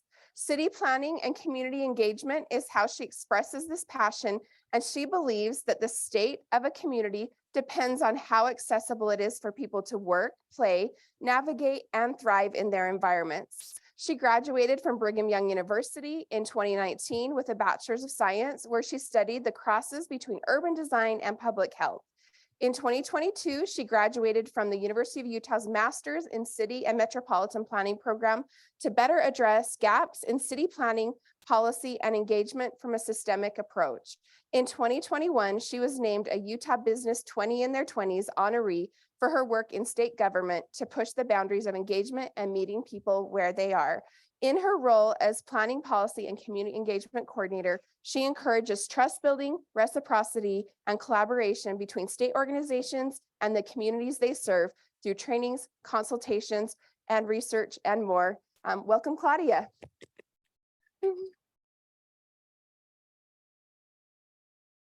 Thank you so much. Can everyone hear me? Is that okay? Perfect. I am so pleased and happy to be here, and I have had the pleasure of being able to connect with the wonderful organizers of the symposium over the last several months. And there's just so much intention and thought into crafting this experience for you all. And I love that it's a full house. I struggled to find a seat, and I know that's always a good sign of how engaged everyone is hoping to be throughout the experience. So I won't add too much to what Isa mentioned about myself, but I think it's always great to just break the ice a little bit with something personal. So something fun or interesting, I guess, about me was that just a couple months ago, I had a baby, and a fun kind of laugh at yourself moment I had today. There are some times where I still feel like I have a belly, and I feel like I have to go, do the side motion, right, of trying to navigate tight spaces. And that happened to me as I was walking through the door today. I felt like I had to, do the sideways, kind of like I need the flags, right, to have enough space to pass through. But I realized I don't have to, protect or have that bubble, right, of space as I move around. And I see so much diversity within the room, and so many different organizations are represented. And I really am excited to present on this topic of going from what's wrong to what's strong. And I think based on what we heard from the keynote today, a lot of connections, and I hope that this is really a continued learning experience for you. And as in my role within state government, it's really, really been a pleasure to see just how much we've grown as a statewide leadership system, from our governor all the way to my director, who's Nubia Pena, and she is his senior advisor on equity and opportunity, and it's a cabinet role that is the first of its kind in our state. So it's really opened a lot of doors And this topic that I'm going to be presenting on, and I realize I have to advance here. There we go. Is something that is very much foundational to the One Utah mindset that Governor Cox and Lieutenant Governor Henderson have really encouraged all state agencies and subsidiary partners, right, to adopt. So hopefully throughout the session, I'll be able to highlight some of the key needs and ideas in terms of how to engage with communities with their strengths at the forefront, and really hone in on that idea that meaningful engagement and communication with our communities that are underrepresented or under-resourced really require care and intention. So some of the learning objectives here, right, within the next 20 something minutes, we're going to go through a lot, but hopefully in an ingestible way. So if you feel a little lost or feel a little bit overwhelmed throughout the course, I really encourage you to kind of focus on these 3 different ideas here. We're going to be understanding the value of building trust with communities through this equity mindset that has already been really well introduced to us. We're going to talk about the asset-based and culturally aware approaches and being able to work and connect better with communities, and then understand the beginning or the initial ways to make equity a key value in engagement, and as well as a key outcome. So with that, I know we've already started. I always like to start with some group norms, just because I know after a break, or this is a half-day experience, it's always good to just kind of check in with yourself. So I really encourage y'all to find ways to stay engaged, right, in whatever way is meaningful to you right now. Lean into the discomfort, right? I feel like you never really learn something unless you're being challenged. So if you do, sense something that is unfamiliar to you, or something that maybe you don't quite understand quite yet, take a note of that mentally and just pause on that for a little bit. And I know I'm skipping a little bit down here, but welcome that curiosity into your learning experience. So if something isn't quite familiar, make sure to make that space for different lived experience as well as disagreeing with ideas and not necessarily the person presenting it, right? I know that as we're talking about all these topics, hopefully when we go back to our workplaces, our teams, we find ways to implement the things that we're learning. But I hope too that you don't expect to learn everything or become masters or experts by the end of today. So that's why I have this one disclaimer here of expecting and accepting non-closure, just because this work to build opportunity and thriving outcomes for our communities is really a journey, right? Sometimes I've heard it termed as like a moving target. I think that it's really, like I said, a continual dynamic learning journey based on where you are right now, and everyone's starting point is going to be different. And I really want to acknowledge that however familiar you are with equity, I learn something new every single day, and this is what I do 24/7 pretty much. So new ways to introduce it, new ways to explain it. I was taking so many notes from our wonderful keynote here, and I think that that is the beauty of being able to really establish a foundation and build upon it. So speaking of foundations, some shared language really quick before we dive into these principles. Sorry, my bad. There we go. Sorry, I have to kind of multitask in here, but this is what I would like to kind of start off with in terms of just building some basic understanding around what we mean when we say diversity, equity, inclusion, and access, right? So I like to personify it in an analogy. So if anyone's heard of that joke, right, of if so-and-so and so-and-so walked into a bar, walked into a room, and then here's the joke, right? I like to spin that and use, the same kind of situation in terms of diversity, equity, inclusion, and access being, individuals talking to each other, right? So if diversity were to walk into a room, the question that they would pose would be, who is in this room right now? So it's essentially, taking stock of who is here, what's the representation, what are those individual puzzle pieces that make up the whole puzzle, right? And then equity, right, which we've learned again is about more of that broader policy, the systems analysis, the impact, right, would be trying to figure out who is getting or trying to get into the room but can't, and whose presence in this room is under constant threat of erasure. So how is, what is the path from thinking about wanting to enter the room to actually getting in? What are the different barriers or gaps that folks have to experience or tend to experience, right, in trying to achieve that goal? And then inclusion, which is more about those individual acts, right, of inviting, of wanting people to feel welcome, right, would be that question of, has everyone's ideas been heard? And is this environment safe for everyone to feel like they belong? So I know that with inclusion, we think or tend to think a lot about, right, those invitations, like I mentioned. And it's really something that is needing to be a continual culture of practice, right? So what are we doing to maintain folks in the room, right? Once they are here, to the point where they feel like they can actively engage. And then access is more about the process, right? So is the environment set for everyone to fully participate regardless of their background, their age, their ability? So it's, considering language access, it's considering physical access, it's considering, as folks come into the room, are there different mechanisms or modes for them to be able to share their opinion, their thoughts, their lived experience in a way that matters most to them? And belonging, as you can see down here, I know that's something that we throw out quite a bit. And the best way that I can explain it is that, again, as inclusion is a choice or an action-based thing, right? We decide whether or not to include folks in a space. Belonging is really more about the culture that you create in that space. So it's something that's reiterated, it's something that's built up, and that everyone needs to have that sense of buy-in to create that culture and community of belonging. So we need to create that, but then we also need to retain that. Okay, so now that we've established that foundation of the 5 key terms, right, that we talked about, I think we're going to continue to add upon throughout this experience. Why is this needed? Utah, as we probably already know, right? Most of us live here in Utah. I've lived in Utah my entire life, was born in Payson, grew up in South Jordan, and have seen just this vast growth, right? Population-wise, industry-wise, infrastructure-wise, but it's also rapidly diversifying. So yeah, and I hope that, there we go. Please tell me if I haven't advanced the slides. I'm trying to keep focused on all your beautiful faces, and I tend to forget what's behind me. So as I mentioned, fastest growing state in the nation between 2010 and 2020. And as of 2020, based on census records, 1 in 4 Utahns is a person of color, and more than 36% of people report speaking English less than well. So we have this, rapidly diversifying demographic of Utahns, right? In terms of race, ethnicity, language, but then also we've learned through our experience with COVID, right, that one size fits all approach is just very problematic, right? And because we're considering all these different factors in Utah's mosaic experience, it's also important to consider, okay, now that we've learned through COVID that many communities experience disproportionate impacts based on accessing basic resources, being able to keep their livelihood, health impacts as well. It's important to consider how we maintain that safety net for everyone. And considering a chain, right? When there is a weak link in that chain, it affects literally every single person in that population, right? And I remember at the height of COVID, right?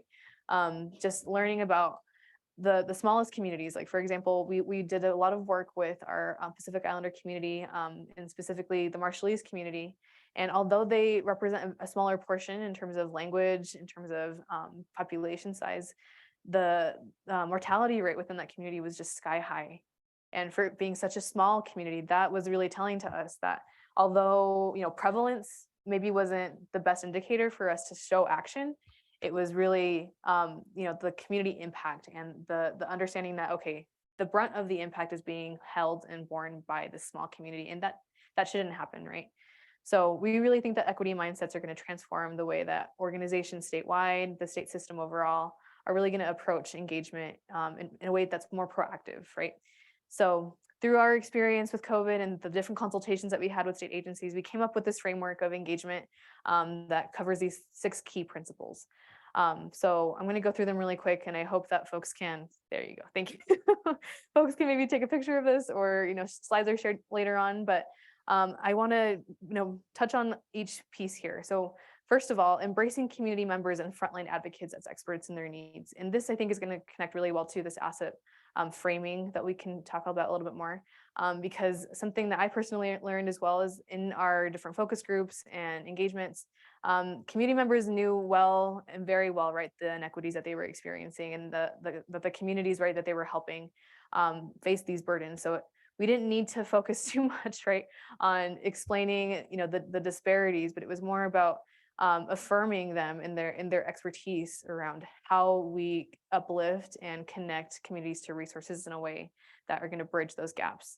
And that meant being both data and story informed.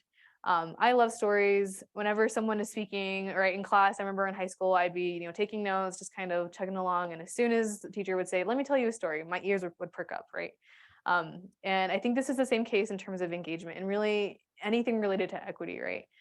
There's so much, quantitative and qualitative data out there, but I think if we make sure that we're being both data and story informed, meaning that we're putting the person right in the context of the numbers, then that means that we can better understand communities. And this goes to this third point here. In terms of understanding that communities learn and receive information in different ways. That's considering language access, that's considering cultural awareness, considering upbringing, multi-generational context as well. And it's a continual learning experience, right? Like I've continued to mention. So when we embrace a growth and learning culture, we're able to, add upon and adjust and transform the programs that we offer. And often that doesn't mean it's a full overhaul. Sometimes it is, but even just a few tweaks here and there to just create a more customized service delivery or more customized user experience can really, make or break the ability for folks to come back and receive those resources, and again retain them as a client, or retain them as someone that is accessing the resources that you're offering. So so we touched on this last one again, right? Building community relationships of trust proactively. Short story on this one. So with how I was able to connect with communities during COVID, part of the experience too was reaching out to folks in terms of vaccine equity. And I remember going into a meeting and we had presented a document that was basically final, right? And the community leaders in the room basically said, okay, you've come to us with the final document. So what do you need actually from us? Like, are you, it seems like you've done all the work and you're here to tell us what work has been done rather than ask, how can we help inform the work, right? So this goes back to this idea of community asset, right? So we were, explaining to them and sharing with them that, you are the asset, you are the people that are going to provide us this expertise. But again, I think that vision had been lost a little bit when we decided to do the work preemptively and not proactively with them in that relationship of trust. So a community asset is really anything that can improve the quality of life and creates belonging and participation within a community. So we break it down through these kind of three ideas. Oh gosh, here we go. You have the individual, the institution, and the community groups. So it's really thinking through the system, right, of how many people are able to inform a program or inform a change within an organization through these three different levels so that it's a sustainable and really trust building initiative. So when we operationalize these ideas of equity, diversity, inclusion, and access, I think it really comes down to, okay, how are the communities that we're going to be implementing these things in really going to see this as an asset and really going to see this as a buy-in? So the value of approaching engagement within health, within really anything that goes into the community, I think has to be centered around, okay, who are the community assets and how do we celebrate them? And how do we make sure that we, again, are not creating policies or changes or programs in isolation of those folks that are going to be the most impacted by these things? So this goes into one of my favorite quotes, and hopefully y'all can see it. I know it's a little dark. But I am a planner. I graduated from the U in city planning, everything related to placemaking and just the intersections, right, of our physical spaces and our connection to those emotionally, socially, culturally, right, really speaks to my heart. So J.L. McKnight was one of my favorite authors. He talks a lot about this idea of asset building and celebrating assets within communities. And he once said that communities have never been built upon their deficiencies. Building community has always depended upon mobilizing the capacities and assets of people and a place. That is why a knowledge of neighborhood assets is necessary if local people are to find their way toward empowerment and renewal. So we really can't know a community's needs without truly getting to know them, right? And inviting them to not just share their stories, but to share their memories, their places that matter to them, as well as, right, the things that they're experiencing day to day that they consider as things to celebrate. So as we enter these spaces, right, where we need to talk about the disparities and the inequities, going back to the title of this presentation, I think it's so important to also lead with what is strong. And this goes into a short experience that I had with a Glendale Middle School class. This is kind of a set of questions that I asked them in a placemaking workshop. And placemaking, really quick, as by definition, is really just the process for a physical space to become a place. So a location to a place, that journey is really trying to get at, what stories are here, what memories are attached to these places, what value do you put in terms of how to access this space, and if this were gone, what would be lost? What would be lost from this community if this physical location was no longer there? So the Glendale Middle School class that I did this with, we were trying to reimagine this little place called Raging Waters, right? It used to be Raging Waters, and now it's going to be a community regional park, which is beautiful. So they were contracting, I was contracting with Salt Lake City, and they wanted to find out, okay, what are the students telling us that they want to see in this park? So I asked them all these questions, right, of where is a place you feel safe? Where is a place you go to recreate? Where do you go to learn and socialize, right? And it was essentially just trying to take them on this community asset journey. Where in your community do you see these assets pop up? And why do you find so much value in them? And basically what I learned was students, as much as they enjoyed school, right, going to the library, right, I got like the typical answers to some of these questions, right, in terms of where do you go to learn, you know, my classroom, my teacher.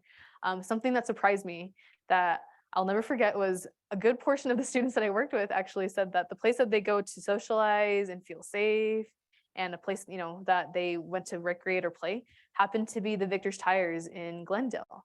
I don't know how many, raise a hand, who knows what Victor's Tires is? Okay, a good amount, kind of. Okay.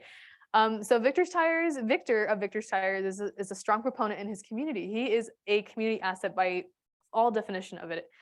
He funds and supports a lot of the sports clubs in Glendale. He owns Victor's Tires, right? There's different locations across Salt Lake County and I think the Wasatch Front. But this particular Glendale location is not just a tire shop, right? It's got a taco shop in it. It's got the best tamales, right? Yes, I'm seeing some nuts. And there's also different fairs that go along, you know, over the years, he's had, you know, different organizations come into his shop and share resources with families and students. And I was able to sit there and at first kind of feel a little concerned because I was like, kids, why are you hanging out at a tire shop? Like, what is going on? Like, are you there because you like, what are you working there? Like, what's going on? But they were just so excited to explain to me that it's not just a tire shop, right? It's a place where we go to hang out. It's a place where we go to, you know, have fun, to meet friends. My mom and my parents go there, right, to get resources and get their, you know, car fixed, right? But at the same time, there's snacks, there's food, right? So I've made it my goal to, you know, share the story wherever I go because it really brings into mind this idea of how we connect better to the communities that we serve because we're always going to get surprised. So maintaining that sense of curiosity, right, like I mentioned, is so important because beyond the story that maybe that we receive from the data that we have, sometimes it's so far removed, right, from the actual on the ground experience from the communities that we're hoping to serve. So as you go back to your workplaces, you know, consider trying to find the Victor's Tires in your community, for lack of a better way to explain it, right? And really hone in on those stories. And especially, you know, don't take for granted the experiences of our youth as well. I think I went in with this idea of, right, they're going to give me the cookie cut answers, but I learned so much from them, not just, you know, telling me exactly where, like the physical location of where they felt safe, but the principles I was able to take from that, right? So not only did Victor's Tires create a sustainable space for resource sharing, but it was giving back to the community constantly, right? Victor is just, again, like I mentioned, this pillar that is modeling this idea of how we build upon the assets that are already there. And one more story I want to share. I'm a story person, as you can tell. In 2019, we contracted with a local artist. Her name is Tracy Williams. And again, going on the same kind of vein of how we get more proximate to communities, we were able to curate this beautiful mural, as you can see in the back, at the Salt Lake Valley Youth Detention Center. We had this need, you know, the detention center workers came to us and mentioned, okay, there's this big spike right now in incarcerated youth that are coming from Latino, Black, Pacific Islander communities. And we need something to motivate them. We need something to help them understand that there is a life outside of detention, right? So basically what we ended up doing was curating this mural with Tracy as the organizer, right? But the students themselves, the youth themselves, were the ones painting and crafting the vision for this mural. So it really goes back to this idea of getting to know the communities that you serve, right? And here I am with Tracy. She's a wonderful artist, graffiti artist, and she was able to, you know, gift me this beautiful artwork of Selena. I don't know if anyone knows who that is, but there was just so many personal touches to this experience, and the students themselves, right, hand in hand with Tracy. So many of them had had the chance to share their personal experiences with Tracy and with the youth workers and the directors in a way that I don't think would have ever happened unless they felt a part of something, unless they felt like they were leading out on something meaningful. And this mural still stands there today. It gets freshened up once in a while. It's in the basketball gym. And the big, right, stay motivated reminder is something that by way of the students, coming back and telling us, that is one of the best things that they can see going into this space, and it sticks with them, right?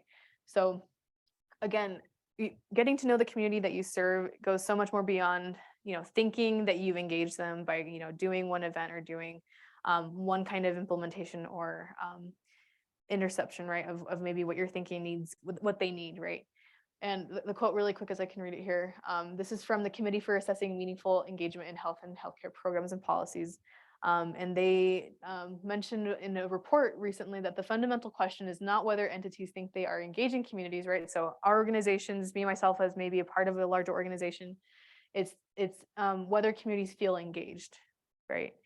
So we can do all the work, right, in terms of whether or not we feel like we've done the work to, I guess, fulfill a grant application, or technically, right, to be a technical expert in engagement, right? But I think it goes back in creating that two-way line of communication around how we build that proximity and reciprocity with communities. So it's more than just attending or showing up, but it's really continuing to show up and continuing to engage. So every community has a story, right? Something that connects people to their history, their future, their aspirations, and what they hold most dear, whether it's a mural, whether it's a reminder, right, that there is more to your experience right now or your life. That maybe what you can see right now, it's that reminder again, that we need to get both proximate and reciprocal. And that basically goes into one of my last slides here of how we engage and celebrate strengths. Adopting that equity mindset is so important, right? Thinking about how we achieve fairness and opportunity and greater access to resources for communities that have historically lacked those things. And then a co-creative mindset as well. This, I think, was a great way to, for us at least, to model it through this mural experience, because as much as we were maybe orchestrating some of the technical aspects of it, the students themselves were the ones really with the vision that we just helped propel into reality. So it's working in meaningful partnership to understand the gaps, co-create the solutions, and then really, really considering always, right, who is going to be the most impacted by this choice that we're making, and how are we calling them into this decision-making space to make sure that we are not blindsiding, or we are not thinking, we are not missing, right, any piece of that puzzle, right, in terms of how this experience can create more equitable outcomes for those that are most impacted. So here are some questions for you to maybe pause and reflect on. For me, it's really important for maybe this group to focus on this one, right? Or sorry, these two. Are you considering maybe the way that you're engaging, right? As important it is to adopt these mindsets, it's also important to consider who is delivering the message, right? Who is at the front line delivering the programs, advocating for the programs, and are we doing that in a meaningful way in terms of the reflection of our leadership, the representation of the teams, right, that we're putting at the front line in engagement with the communities, and then also, is the program or initiative well connected and accessible to as many people as possible? So all of these to really hopefully get you on this journey of continuing to lead with trust and equity. So I love providing kind of like go-to resources. So I'm not going to go through all the details here, but if anything, consider these 5 steps in mobilizing and truly understanding maybe how to get started with equity in your engagement practices. And I feel like for me, that would mean first mobilizing those that are going to be most impacted, like I mentioned. Number 2, finding the resources and the allocation, right, to create a budget to truly make that engagement tactic or initiative sustainable and successful. So whether that means, making sure that there's enough money for events, or enough money for the food, and enough money to maybe create, different grants that are going to support and capacity build for certain organizations. And that is also going into this last idea of translating, right? So translating, whether that's physically, actually translating into different languages for language accessibility. But then I think it also goes into the idea of the incidence and prevalence idea. And I know I said idea twice, but our Marshallese community, right, like I mentioned, smaller community, but biggest brunt of the burden. We didn't have anything in Marshallese, but then after understanding just how much they were impacted, the information that we were able to access did get translated. So that solved so many issues in terms of just getting them up to speed and informed and aware of how to better respond in a healthy way, right? And then disseminating, share that information, share those programs, educate, build awareness through many different channels, right? Based on what is most effective for that particular community. And then don't just leave it there, right? Don't just like throw it out into the world and existence and push that information out into these channels without staying connected. So go back and create that culture of follow-up and wonder, right? And continuously ask that question of, is this still working? I know it worked, right, 2 years ago, or I know it worked 6 months ago, but is it continuing to, effectively create these opportunities of thriving for you and your community? And with that, I will see the time. I know I don't have a lot of time for questions, so I'm just going to pass it back off to Isa, who can facilitate a little bit more. So thank you so much for your time, and please reach out if you have any questions.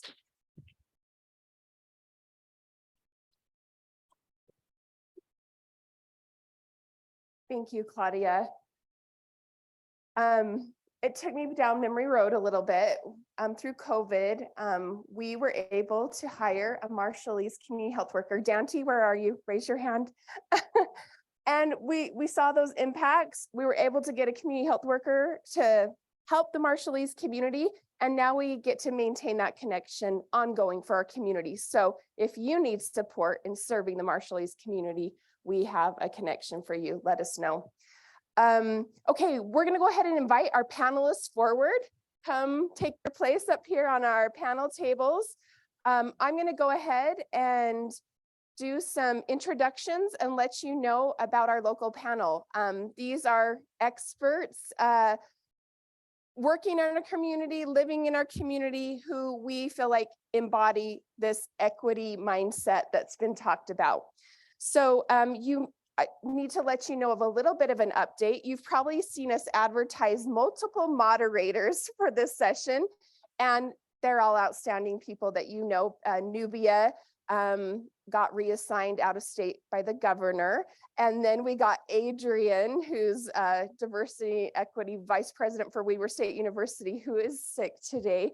And so luckily, our Equity Symposium lead planner, Teresa Smith, is here to moderate our panel for us. And she's the best one for the job since she helped arrange it all anyways.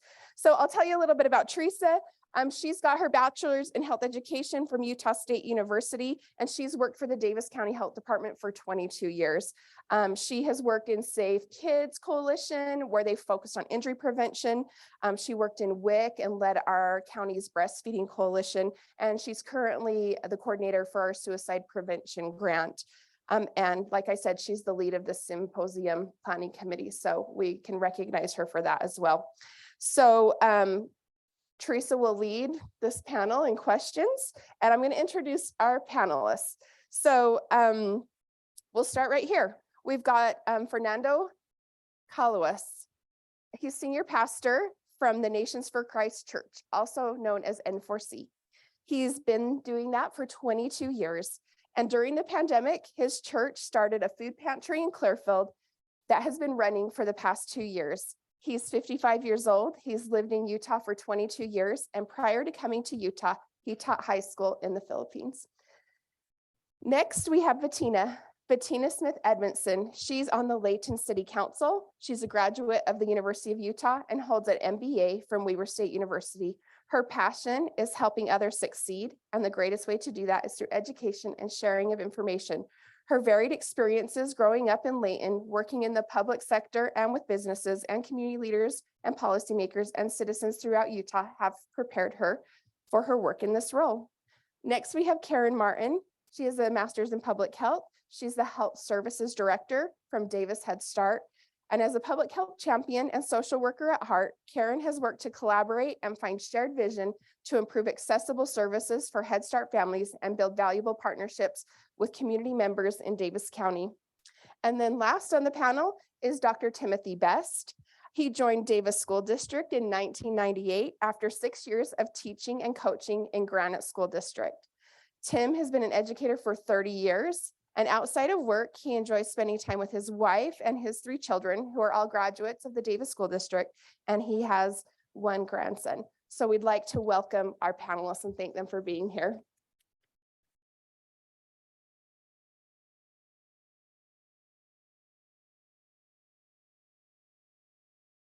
Hey, can you hear me? Great. And is that microphone on? If you want to switch it on, Karen.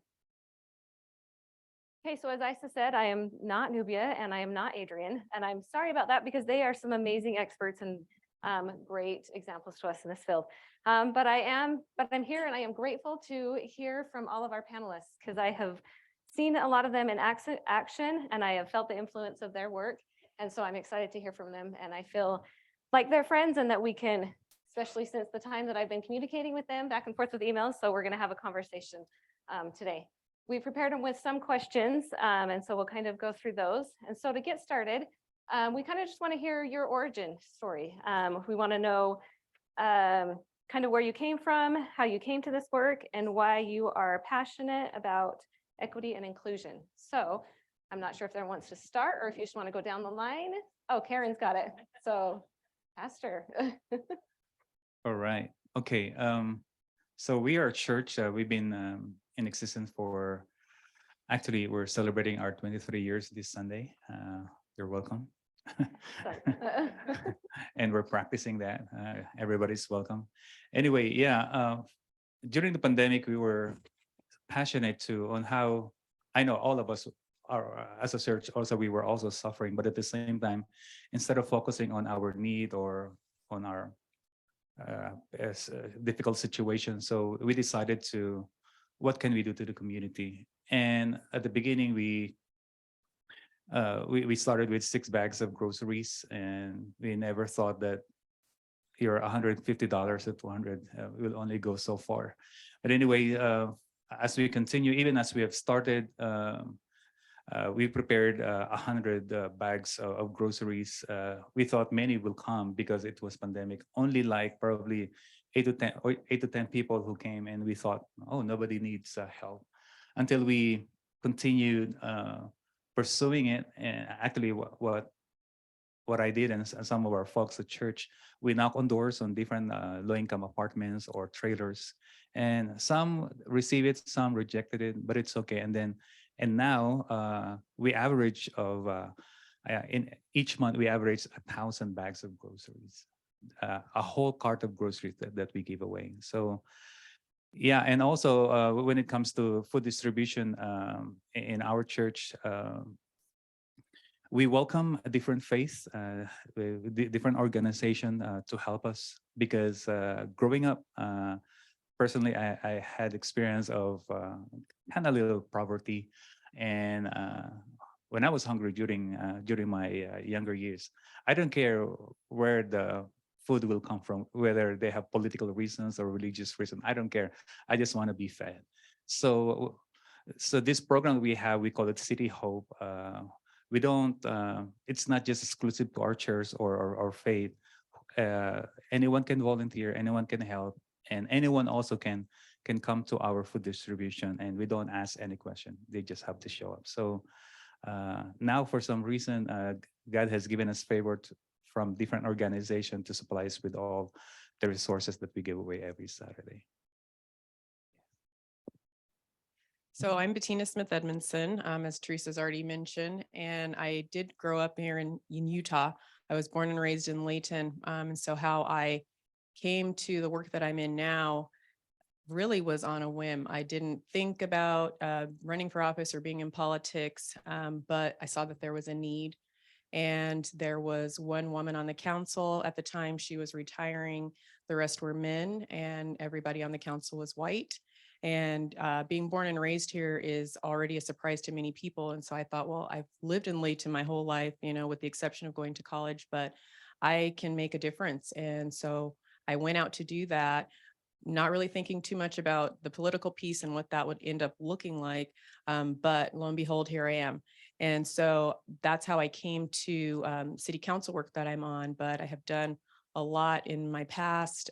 I see a lot of my workforce services buddies over here at the table, worked there for many years, and just have had a lot of experience working in community work. And one thing that is very important to me, or what makes me passionate about equity and inclusion, is just the idea that everyone should have an opportunity to participate in whatever, whatever that looks like. And I think that currently there are so many people who are not able to get to a table. They're not in a conversation. There's no conversations being held that can help support them.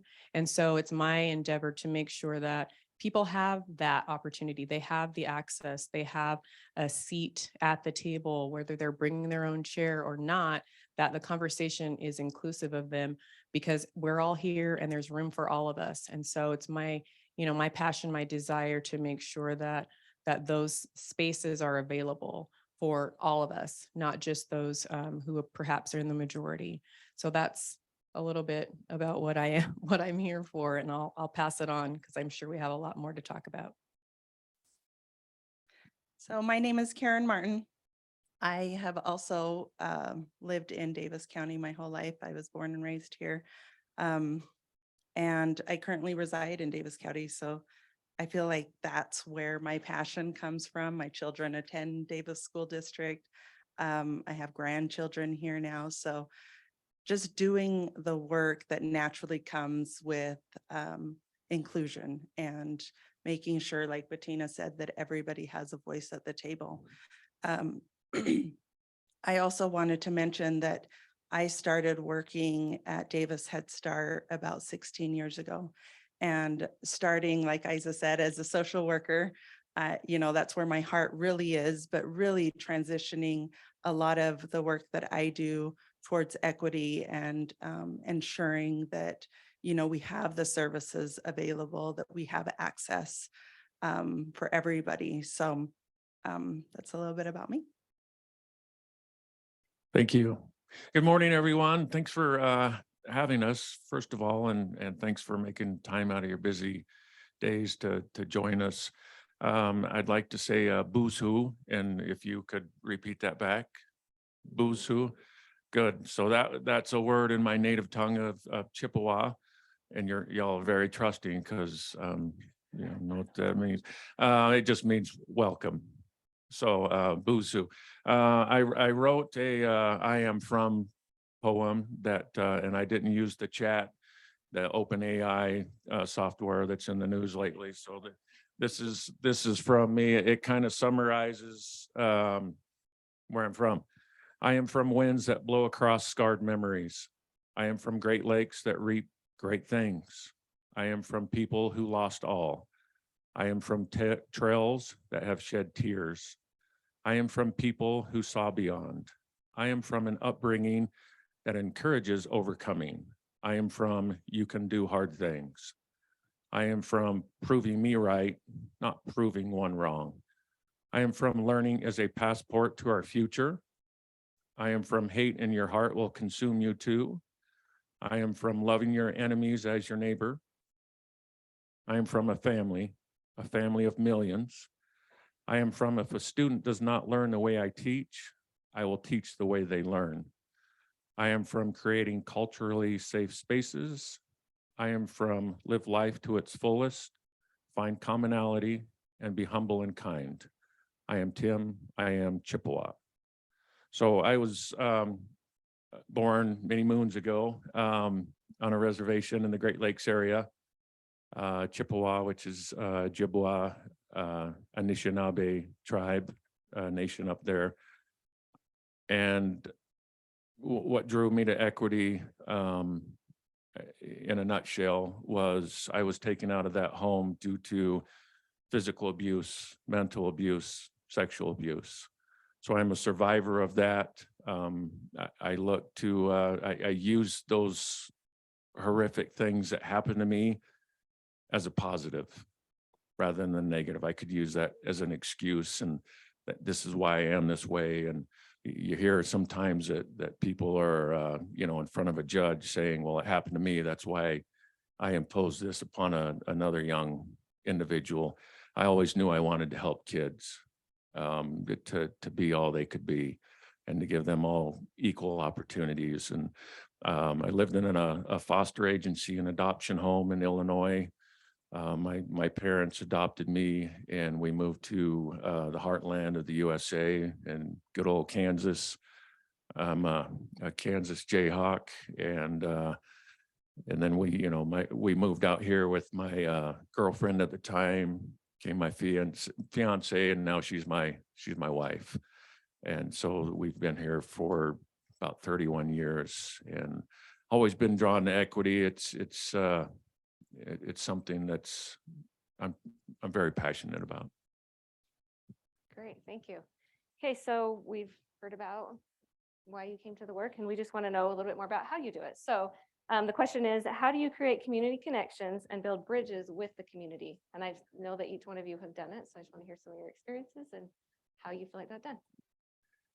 Well, when we look at like Hattie's effect size, a lot of it always goes back to relationships and knowing people.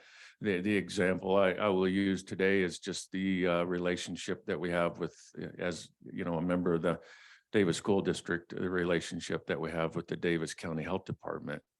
I've worked with Teresa and Isa and Ivy and Marcy and Brian on numerous things that our coalition, our groups, our committee work that we do.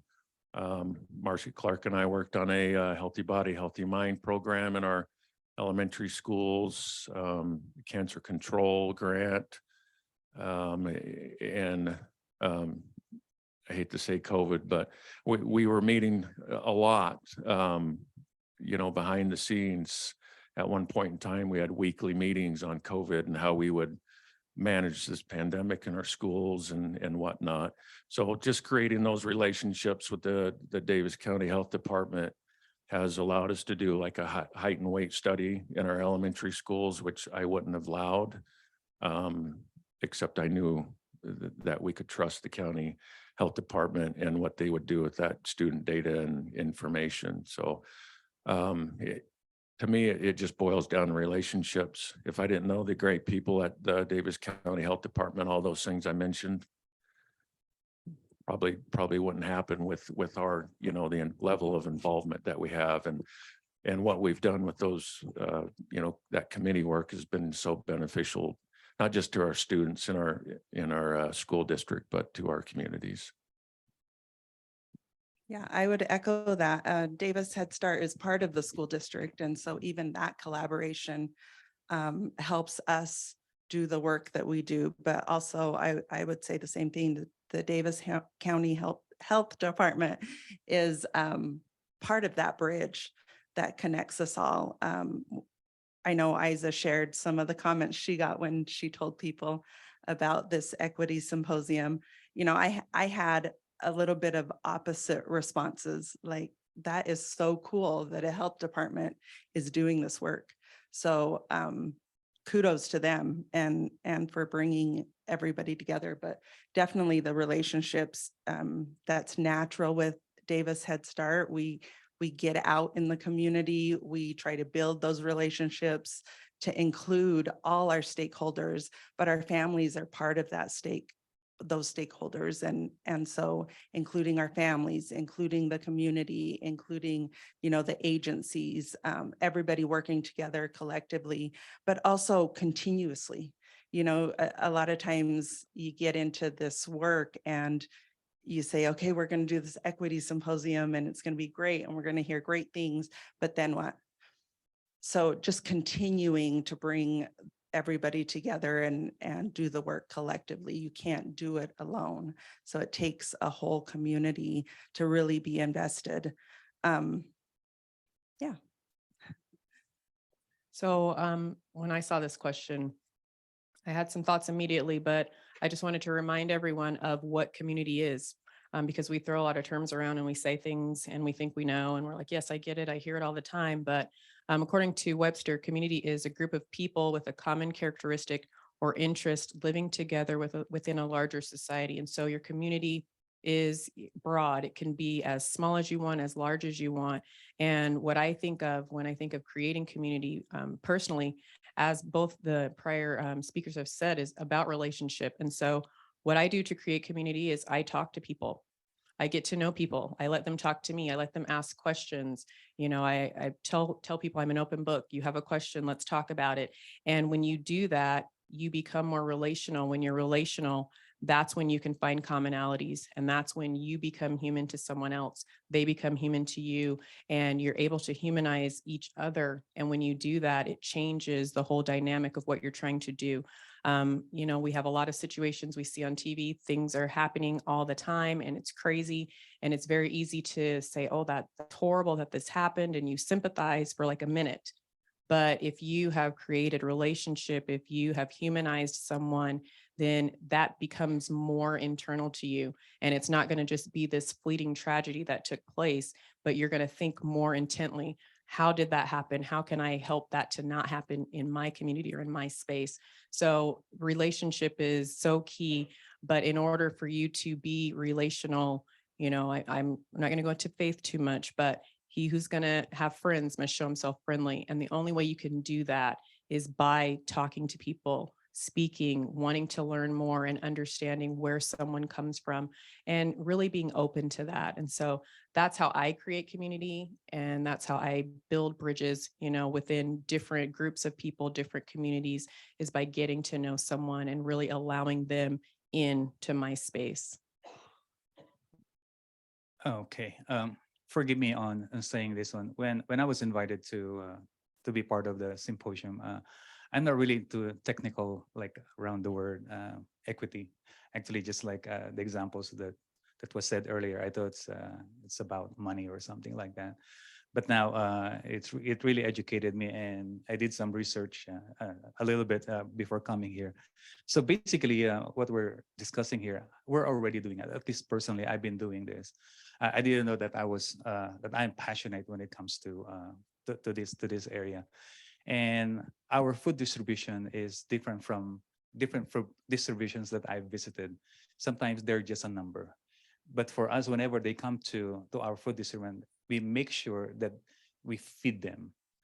We sometimes we give them hot meals aside from the groceries, and we talk to them and we entertain them, and just like she was saying. And also you got to be intentional, and also to create community. And when we were doing it during the time when we were in our old space in Clearfield, we started seeing a lot of people that are coming to our place. Most of the people who comes to our place are the middle class people. People are not qualified for for, is that BTs or something like that? Anyway, so what I did to create communities, I reach out to the mayor and to the local officials there, and then I build a relationship with them. And through my relationship with them, then one day they have a facility, the Davis, that used to be the library, Davis County Library. We were favored somehow because of what we did to community. They sold it to us, and now it's 4 times the size of our former location. Now we can really serve our community better. And also when I say intentional, really I'm reaching out to different wards, to different even organizations that who does the same as ours.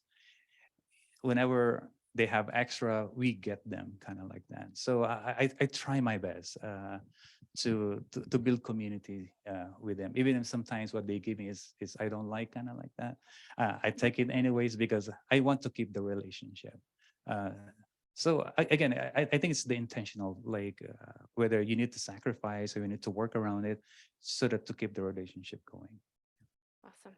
And all of you, we asked each of you to come because we can see the work in equity that you're doing. So you say you didn't know you were doing it, but we can see it and the community can feel it. So thank you to all of you for that.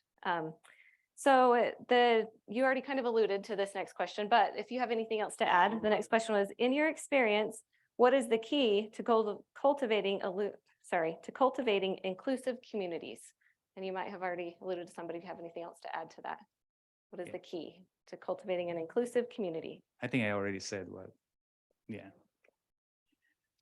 So I wouldn't say that I know the key, right? The key is like the answer, and now you're gonna, go write a book or something. But I've only been a councilwoman. I'm beginning my second year. Like this is the first month of my second year.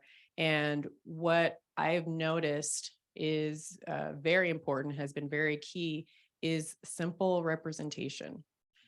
Just the fact that I'm there, people, come up to me and they're, oh, thank you for your service. And I feel very awkward when they say that, because I'm thinking, I don't feel like I'm doing a lot. But I'm saying this to all of you as well. The fact that you're there makes a huge difference. Just the representation, being in a place, being in a position, being in a location, being in an industry. I come from a STEM background. My mom's an engineer, and I've, done math.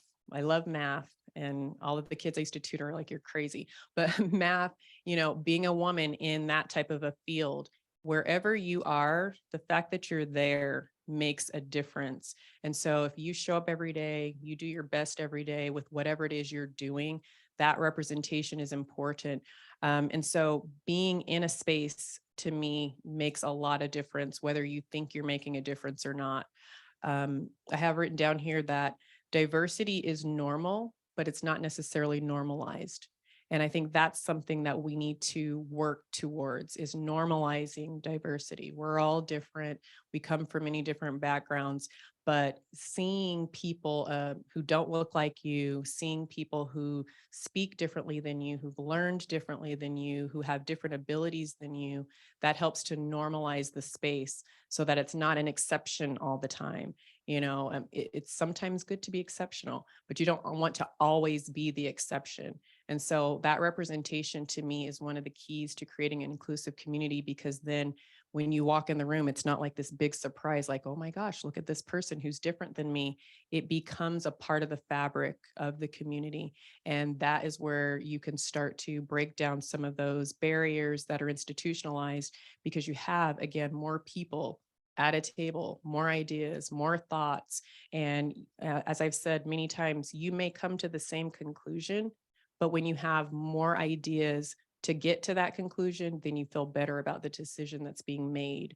And so representation, to me, is a big key.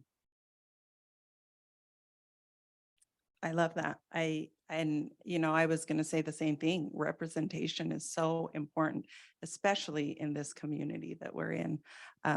Being second generation Latina, I didn't see a lot of people like me when I was first growing up in Davis County. So it's so important to notice, be aware of who's there and who's not. Recognize those differences and different perspectives. You can learn so much from a community that has different perspectives, different ideas, like Bettina said. Have those hard conversations. There's a lot of things that go unsaid because people are uncomfortable. So having those conversations, bringing that up, bringing things up, not calling people out, but calling people in to have those discussions, and in your community work, in your coalitions, in your neighborhoods, have those hard conversations to help bring that awareness. I love that, Karen. Not calling people out, calling people in. I've got just a quick story that, yes, I'm a Kansan, I admit it, and it happens to be from Kansas, but that's where it happened. But if you remember years ago, they had we had a lot of conflicts where people were gathering, which is our constitutional right to gather and protest peacefully. And a picture is 1,000 words. I would put a picture up there with people, protesting and police, with their shields and their face masks and their battalion. They're out there in force and mass, and it's a tense situation. It's just kind of a hostile moment where something could go wrong at any instant. But the police chief in Wichita, Kansas, knew that they were going to there were going to be some protests, and it was on Facebook or something, social media, and he said, "We're going to be there, but can we frame this in a different manner?" So they still focused on the challenges, but what he did was invited them to a barbecue. And so the people that were protesting sat with the entire police department, minus a couple of people who were still, patrolling, and they just broke bread and talked. What are issues in your community? How can we help you? What are you feeling are issues that the police department can work on, and vice versa. And so I just thought that was they're still getting their voices heard, just in a different manner. And it goes back to those connections and relationships. Awesome, thank you. On all the printed materials that you've received for this conference, and I introduced them at the beginning, the words courageous, customized, and compassionate. So our next question is around those words. So what are some examples of how your work has been courageous, customized, and compassionate? One of the things we did in Davis District years ago with our equity committee that was chaired by Dr. Jackie Thompson, we implemented mentors for schools. And that was for all of our students, our Latinos, or Native Americans, or Caucasian students, our kids with IEPs, any student that needed a good mentor. We tried to provide them with an adult mentor. And I remember working with an administrator and a counselor, and I went to Syracuse High and met with a girl who was credit deficient. She was not on track to graduate. She was a sophomore. And, we sat down in this room. It was 3 males and this poor little girl. And the first question from one of my counterparts was, "Hey, have you filled out the FAFSA? We need to get you to graduate and go to college." And you could see the look on her face, like, "I'm just worried about, am I going to have lunch?" And so, we backed it up, and I said, "Tell me about yourself. Where are you from? Tell me about your upbringing and whatnot." And she divulged that she lived in a multifamily home with 5 adults, 14 children in one house in Syracuse. And she was late every day to school because the adults were partying late into the night, and she had to make sure that she could get, the infants fed and changed and whatnot, her siblings, ready for school. She had a kindergarten brother, another brother in junior high, and then some of the other kids that were in the home. She was basically being a parent, an adult, and a mom, and a cook, and doing all the household chores. That's why she had such difficulty in school. She's a brilliant kid, turns out. And so we worked with her, provided her some resources, and when she graduated, I was there at the Syracuse High graduation, and she's just this strong Latina gal, and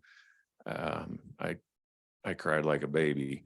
And she was just like, "I learned so much from you guys." I'm like, no, we learned so much from you.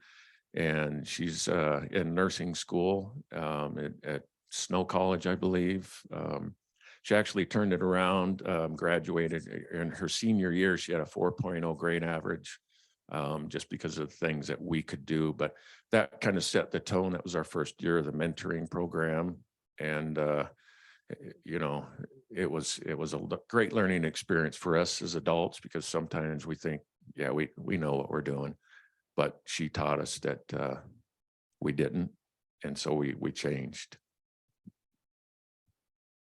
So for our work with Head Start, it kind of Head Start is an intervention in itself, and that's really what we stand for, is courage, customized services and being compassionate. So trying to find access to all different services in our community is really what helps our families. And shout out to Lorna Kosai. She is a pillar in our community. And early on, when I first started to oversee the health services area in our program, we saw a need. I know Julie mentioned oral health. We saw this need for oral health in our community or in our program specifically, and just not a lot of resources. And so Lorna, through the Pantry Smiles and Davis Technical College, started this program that gave adults oral health services. For our program, we were so focused on the children and the children getting the needs that they had met for oral health services. But it's really hard for a parent to recognize the importance of oral health care when they're in pain or when they have these dire needs. So accessing those services for the adults in our program has been so important to propel the importance and that education for our families in oral health care for the children.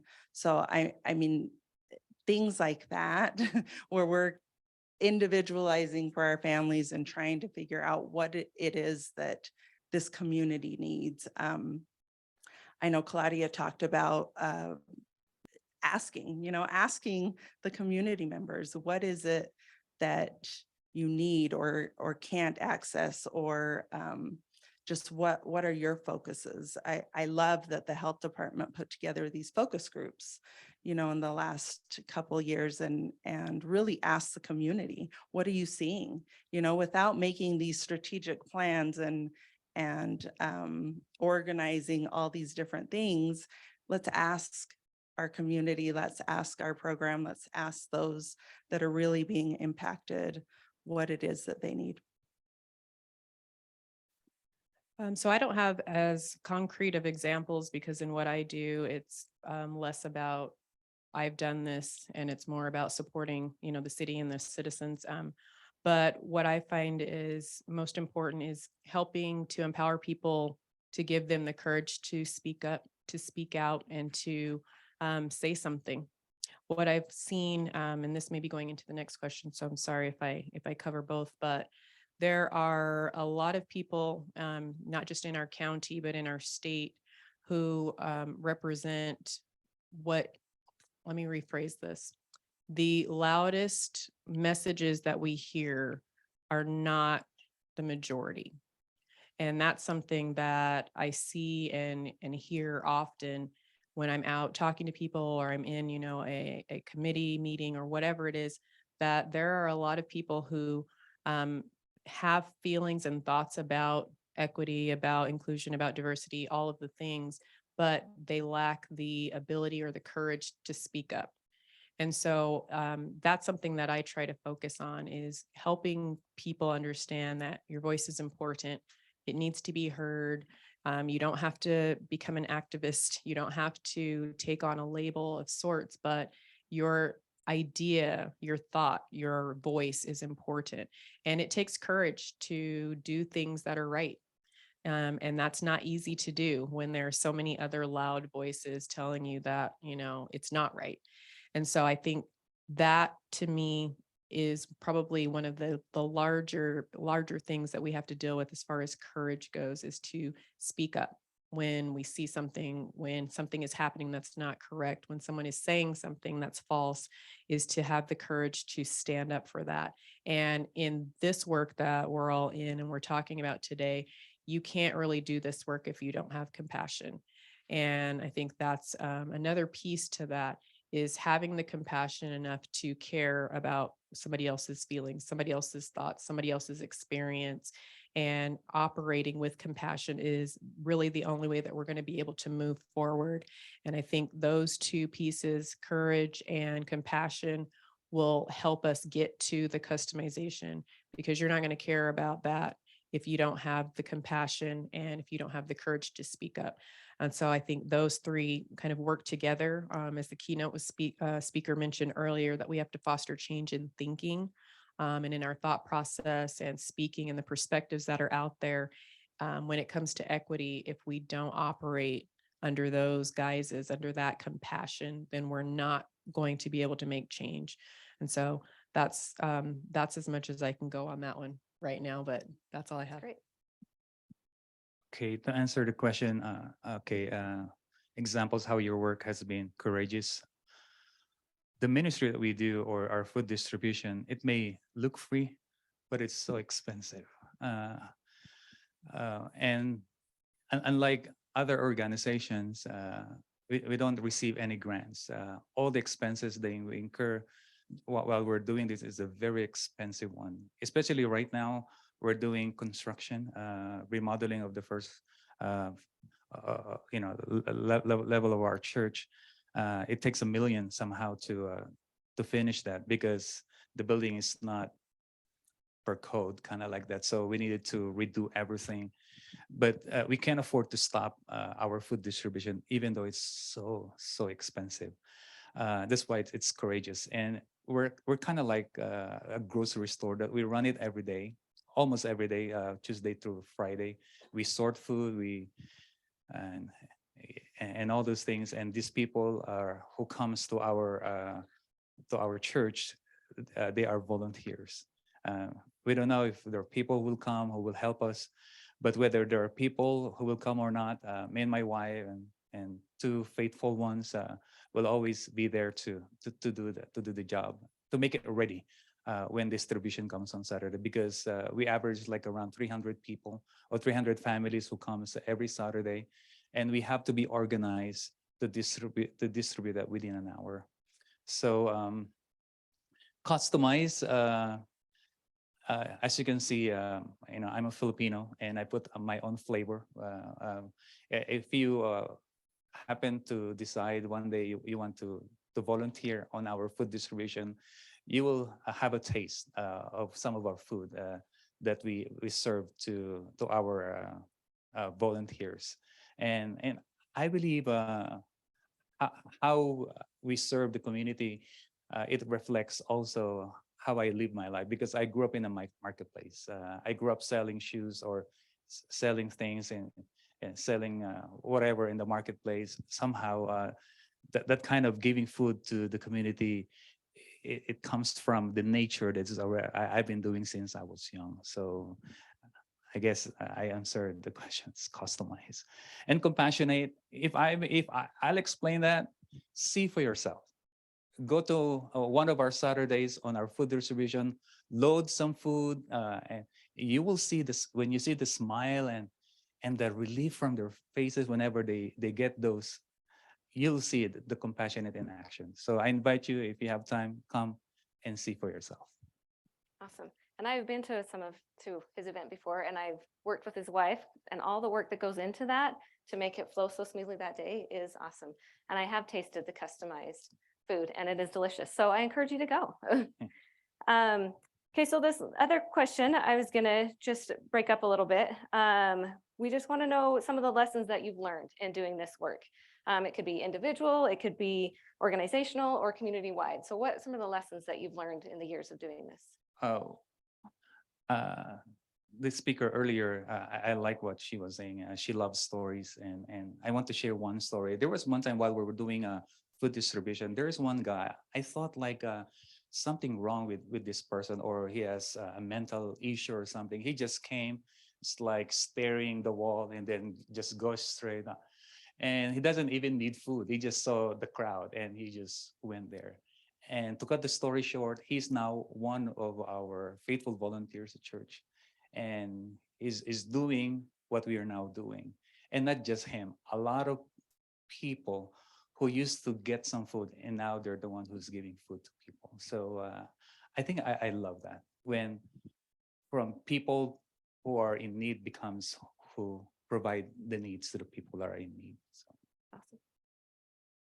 So one lesson I learned is that it's important to help people understand that equity is not a zero-sum game. When talking to people about representation, equity, all of the things, there is a prevalent idea that if I'm going to embrace this thought or this idea, then I'm going to lose out on something. I'm going to miss something. And, you know, as I said earlier, there's room for all of us. Otherwise, we wouldn't be here. And so I challenge, as I've learned, I've challenged people when I'm talking to them to not think about what you're losing, but think about what you can gain. You know, by learning who somebody is, by meeting someone, you can gain a relationship, you can build a friendship, you can enrich your life, you can, you know, really some of the connections you make, you can use those in your life for, you know, other things. You could start a business. There are lots of things that you can do by being more open and embracing of someone who's different than you are. And so that is, that's one of the biggest things that I encounter a lot, and I just try to help people understand. I like how Mr. Best was talking about his passion is for the children and the young people, and that's the same thing, but we have to talk to their parents in order for them to really be able to embrace, you know, these ideas. And so I talk to a lot of parents and just try to help them understand that we all are here, we all work together, we all live in community together, and there's room for all of us. And so if that's one thing that I can help people to embrace, is the idea of I'm not losing, but I'm gaining by inviting someone else into my space and learning more and more about those individuals. So that's one of the lessons that I've learned. Yeah, I love that. Listening to different perspectives, embracing those differences and being aware of those differences. One thing I've kind of learned and gained from just doing the work that we do in Head Start is you don't have to be the expert. You don't have to know everything. I know very few experts in equity. It's so broad, and there's so much that you can focus on.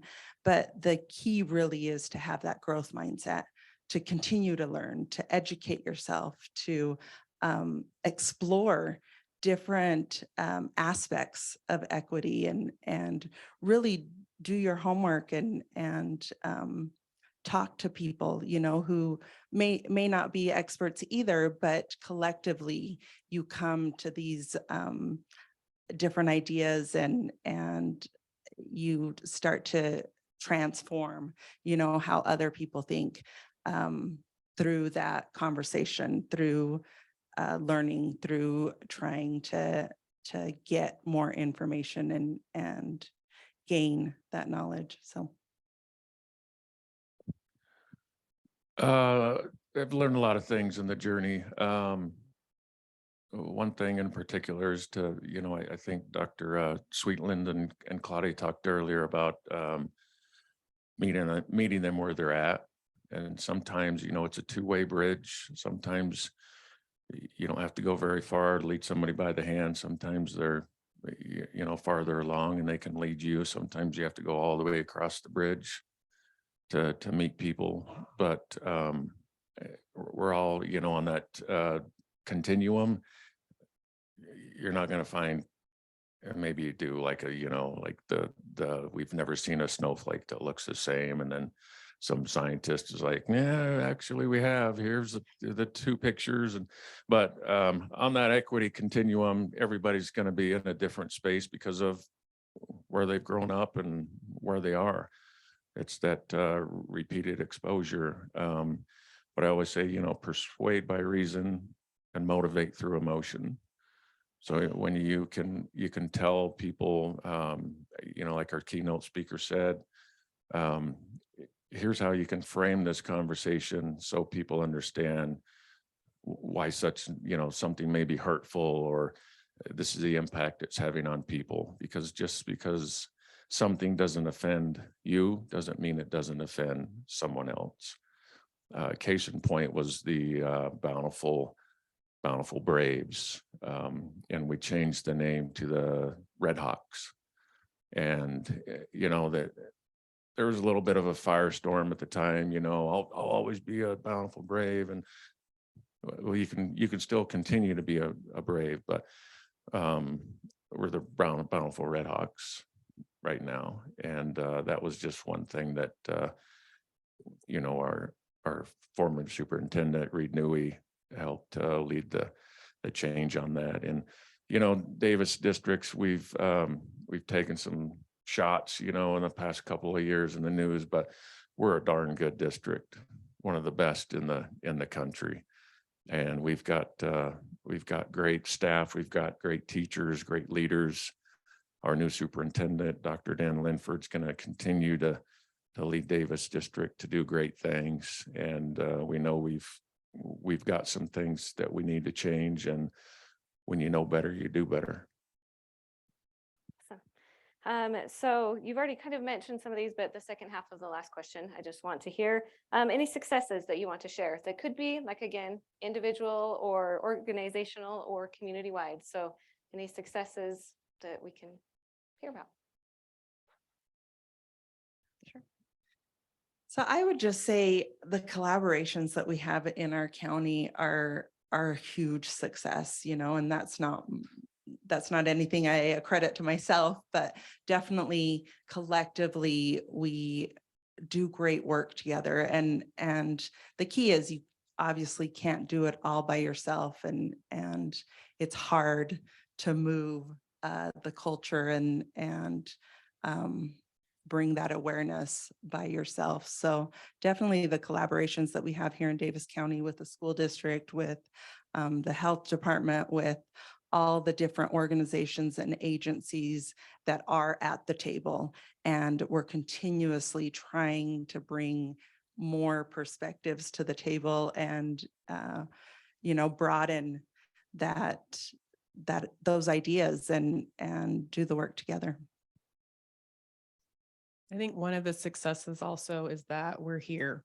There are people who, I mean, it's a tiring work, right?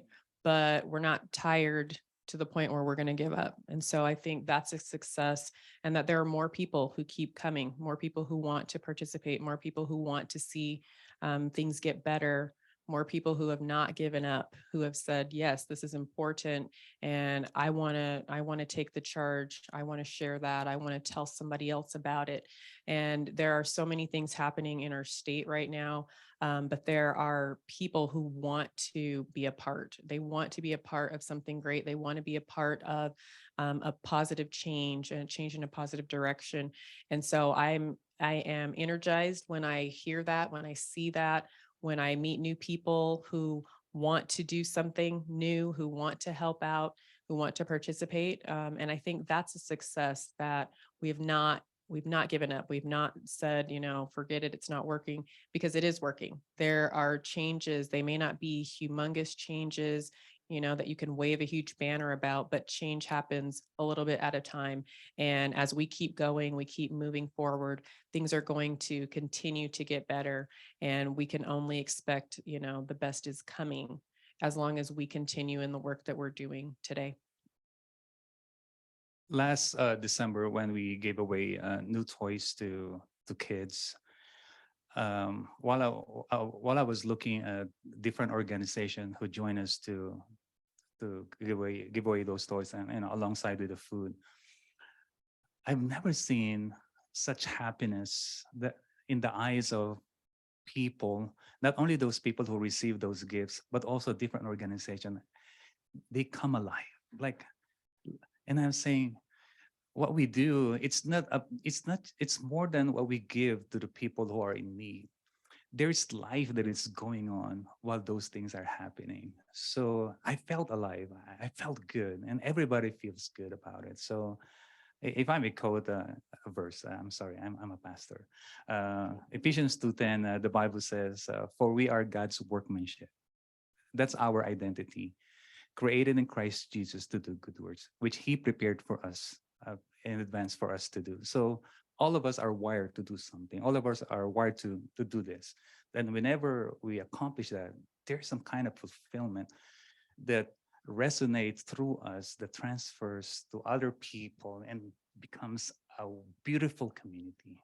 Amen. So, and also in Matthew 24, and the Bible says, if you have done it to the least of these, and you have done it to me. So there's nothing more fulfilling than that. Great. Thank you.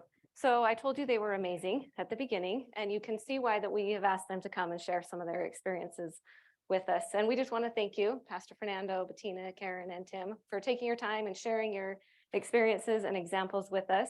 You can see that they are great examples of customized solutions, as well as compassion and respect. You can feel it when you talk to them, and you can see it in their work. So we appreciate that. And with that, I think we'll close the panel and turn it over to Isa.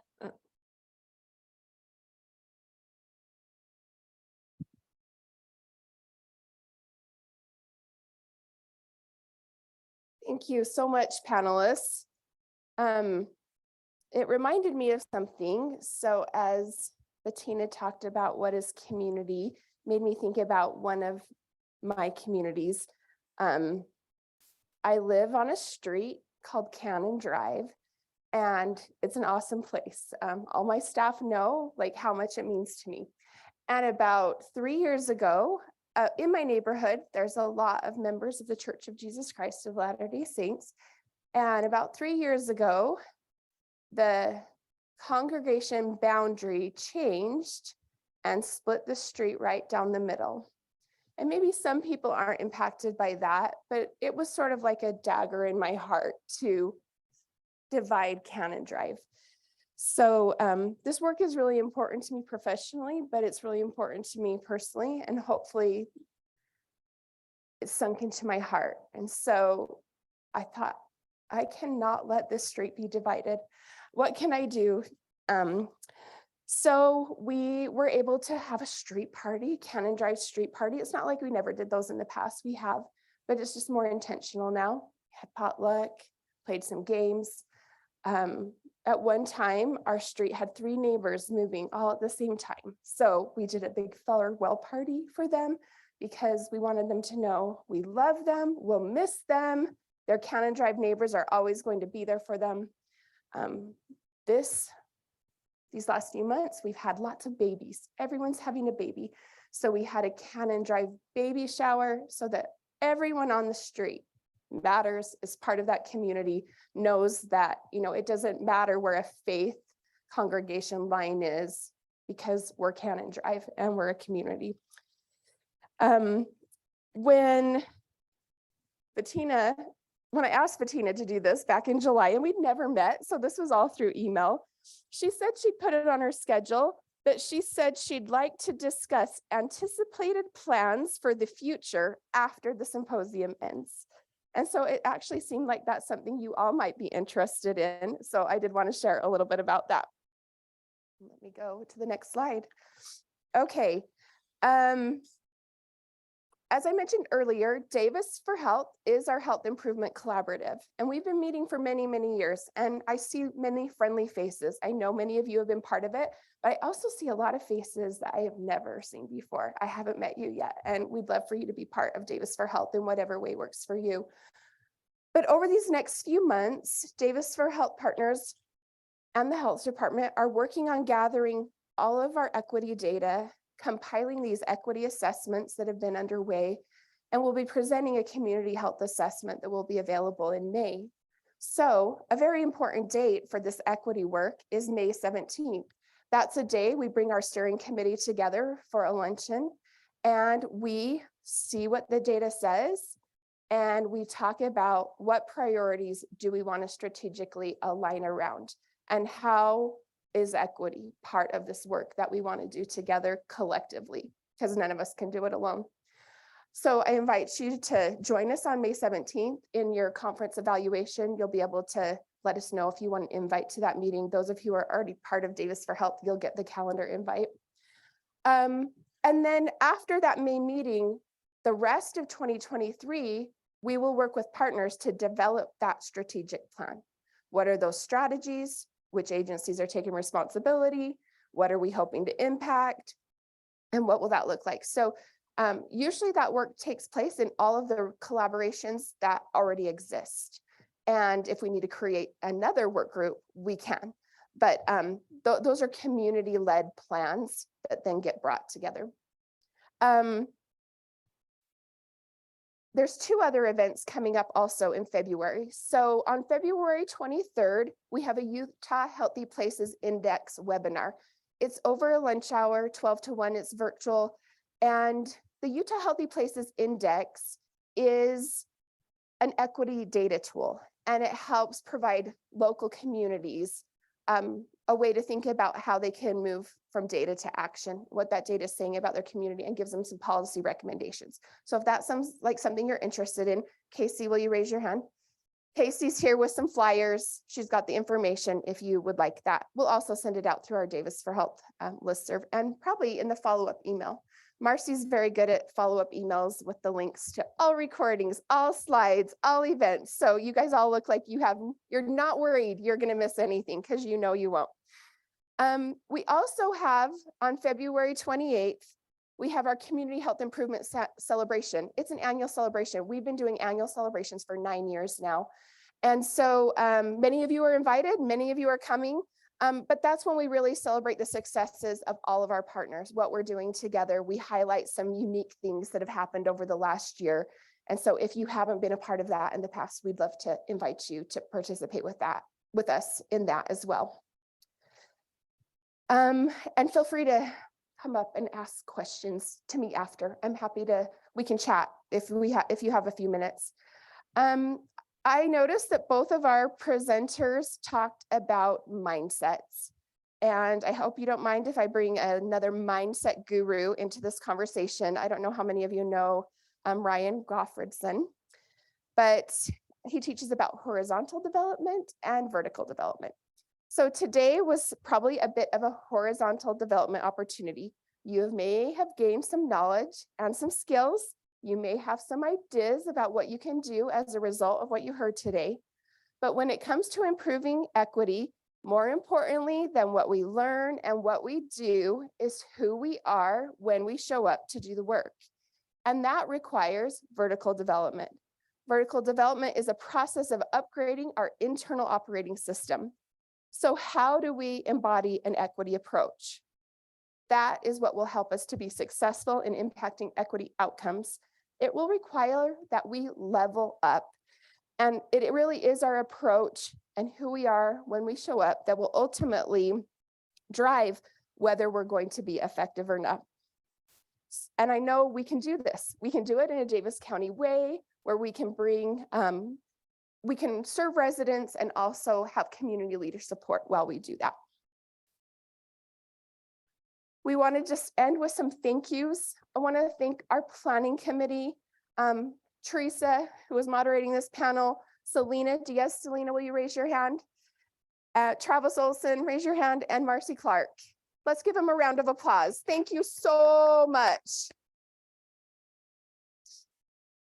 We also want to thank our tech support, Riley Pierce from Davis Tech and Cody Mayer from the health department. Thank you, tech support.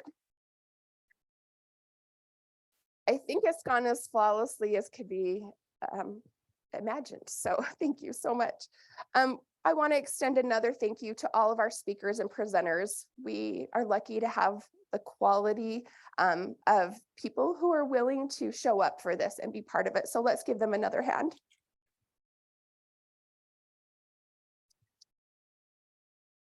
Okay, just very last, a few little final thought or words and reminders. Tomorrow is our Resilience Symposium. It is the 5th annual Resilience Symposium. I'm sure some of you will be here again tomorrow morning. If you're not planning on it and there's any way to make it happen, we still invite you to join us tomorrow morning and or join it virtually. And we want to remind you to complete your evaluations. If you're in person, you have a hard copy evaluation in your folder. There's a basket outside. And in that evaluation, you'll be able to let us know if you want to be part of the planning committee or if you want to be a presenter next year. Of course, you'll check your follow-up emails for the recording of the event. And those who are virtual, You'll immediately get an evaluation you can complete that will pop up on your screen. And in the reminder email, there'll be another program evaluation. So you will have a chance to complete this evaluation, and we hope that you all will, because being our first equity symposium, we would like a little more community direction on what you would like to see happen in the future. So lunch is available for you just right outside these beautiful glass windows. Feel free to grab it and run, or come back and network and talk and visit. We'd love to have that happen as well. We welcome ongoing conversations with any of you about equity work, the goals, the visions, your hopes, your dreams, like the measures, the outcomes you want to see. Just know that we want to engage in that conversation. Share your thoughts. And if you want to know more about Davis for Health, we do have a website, about.davisforhealth.org. So you can reach out to us through that as well. I'm so thankful that all of you joined us today and that you are part of this amazing community that we live in and work in. And thank you for spending your morning with us. That is it. Goodbye.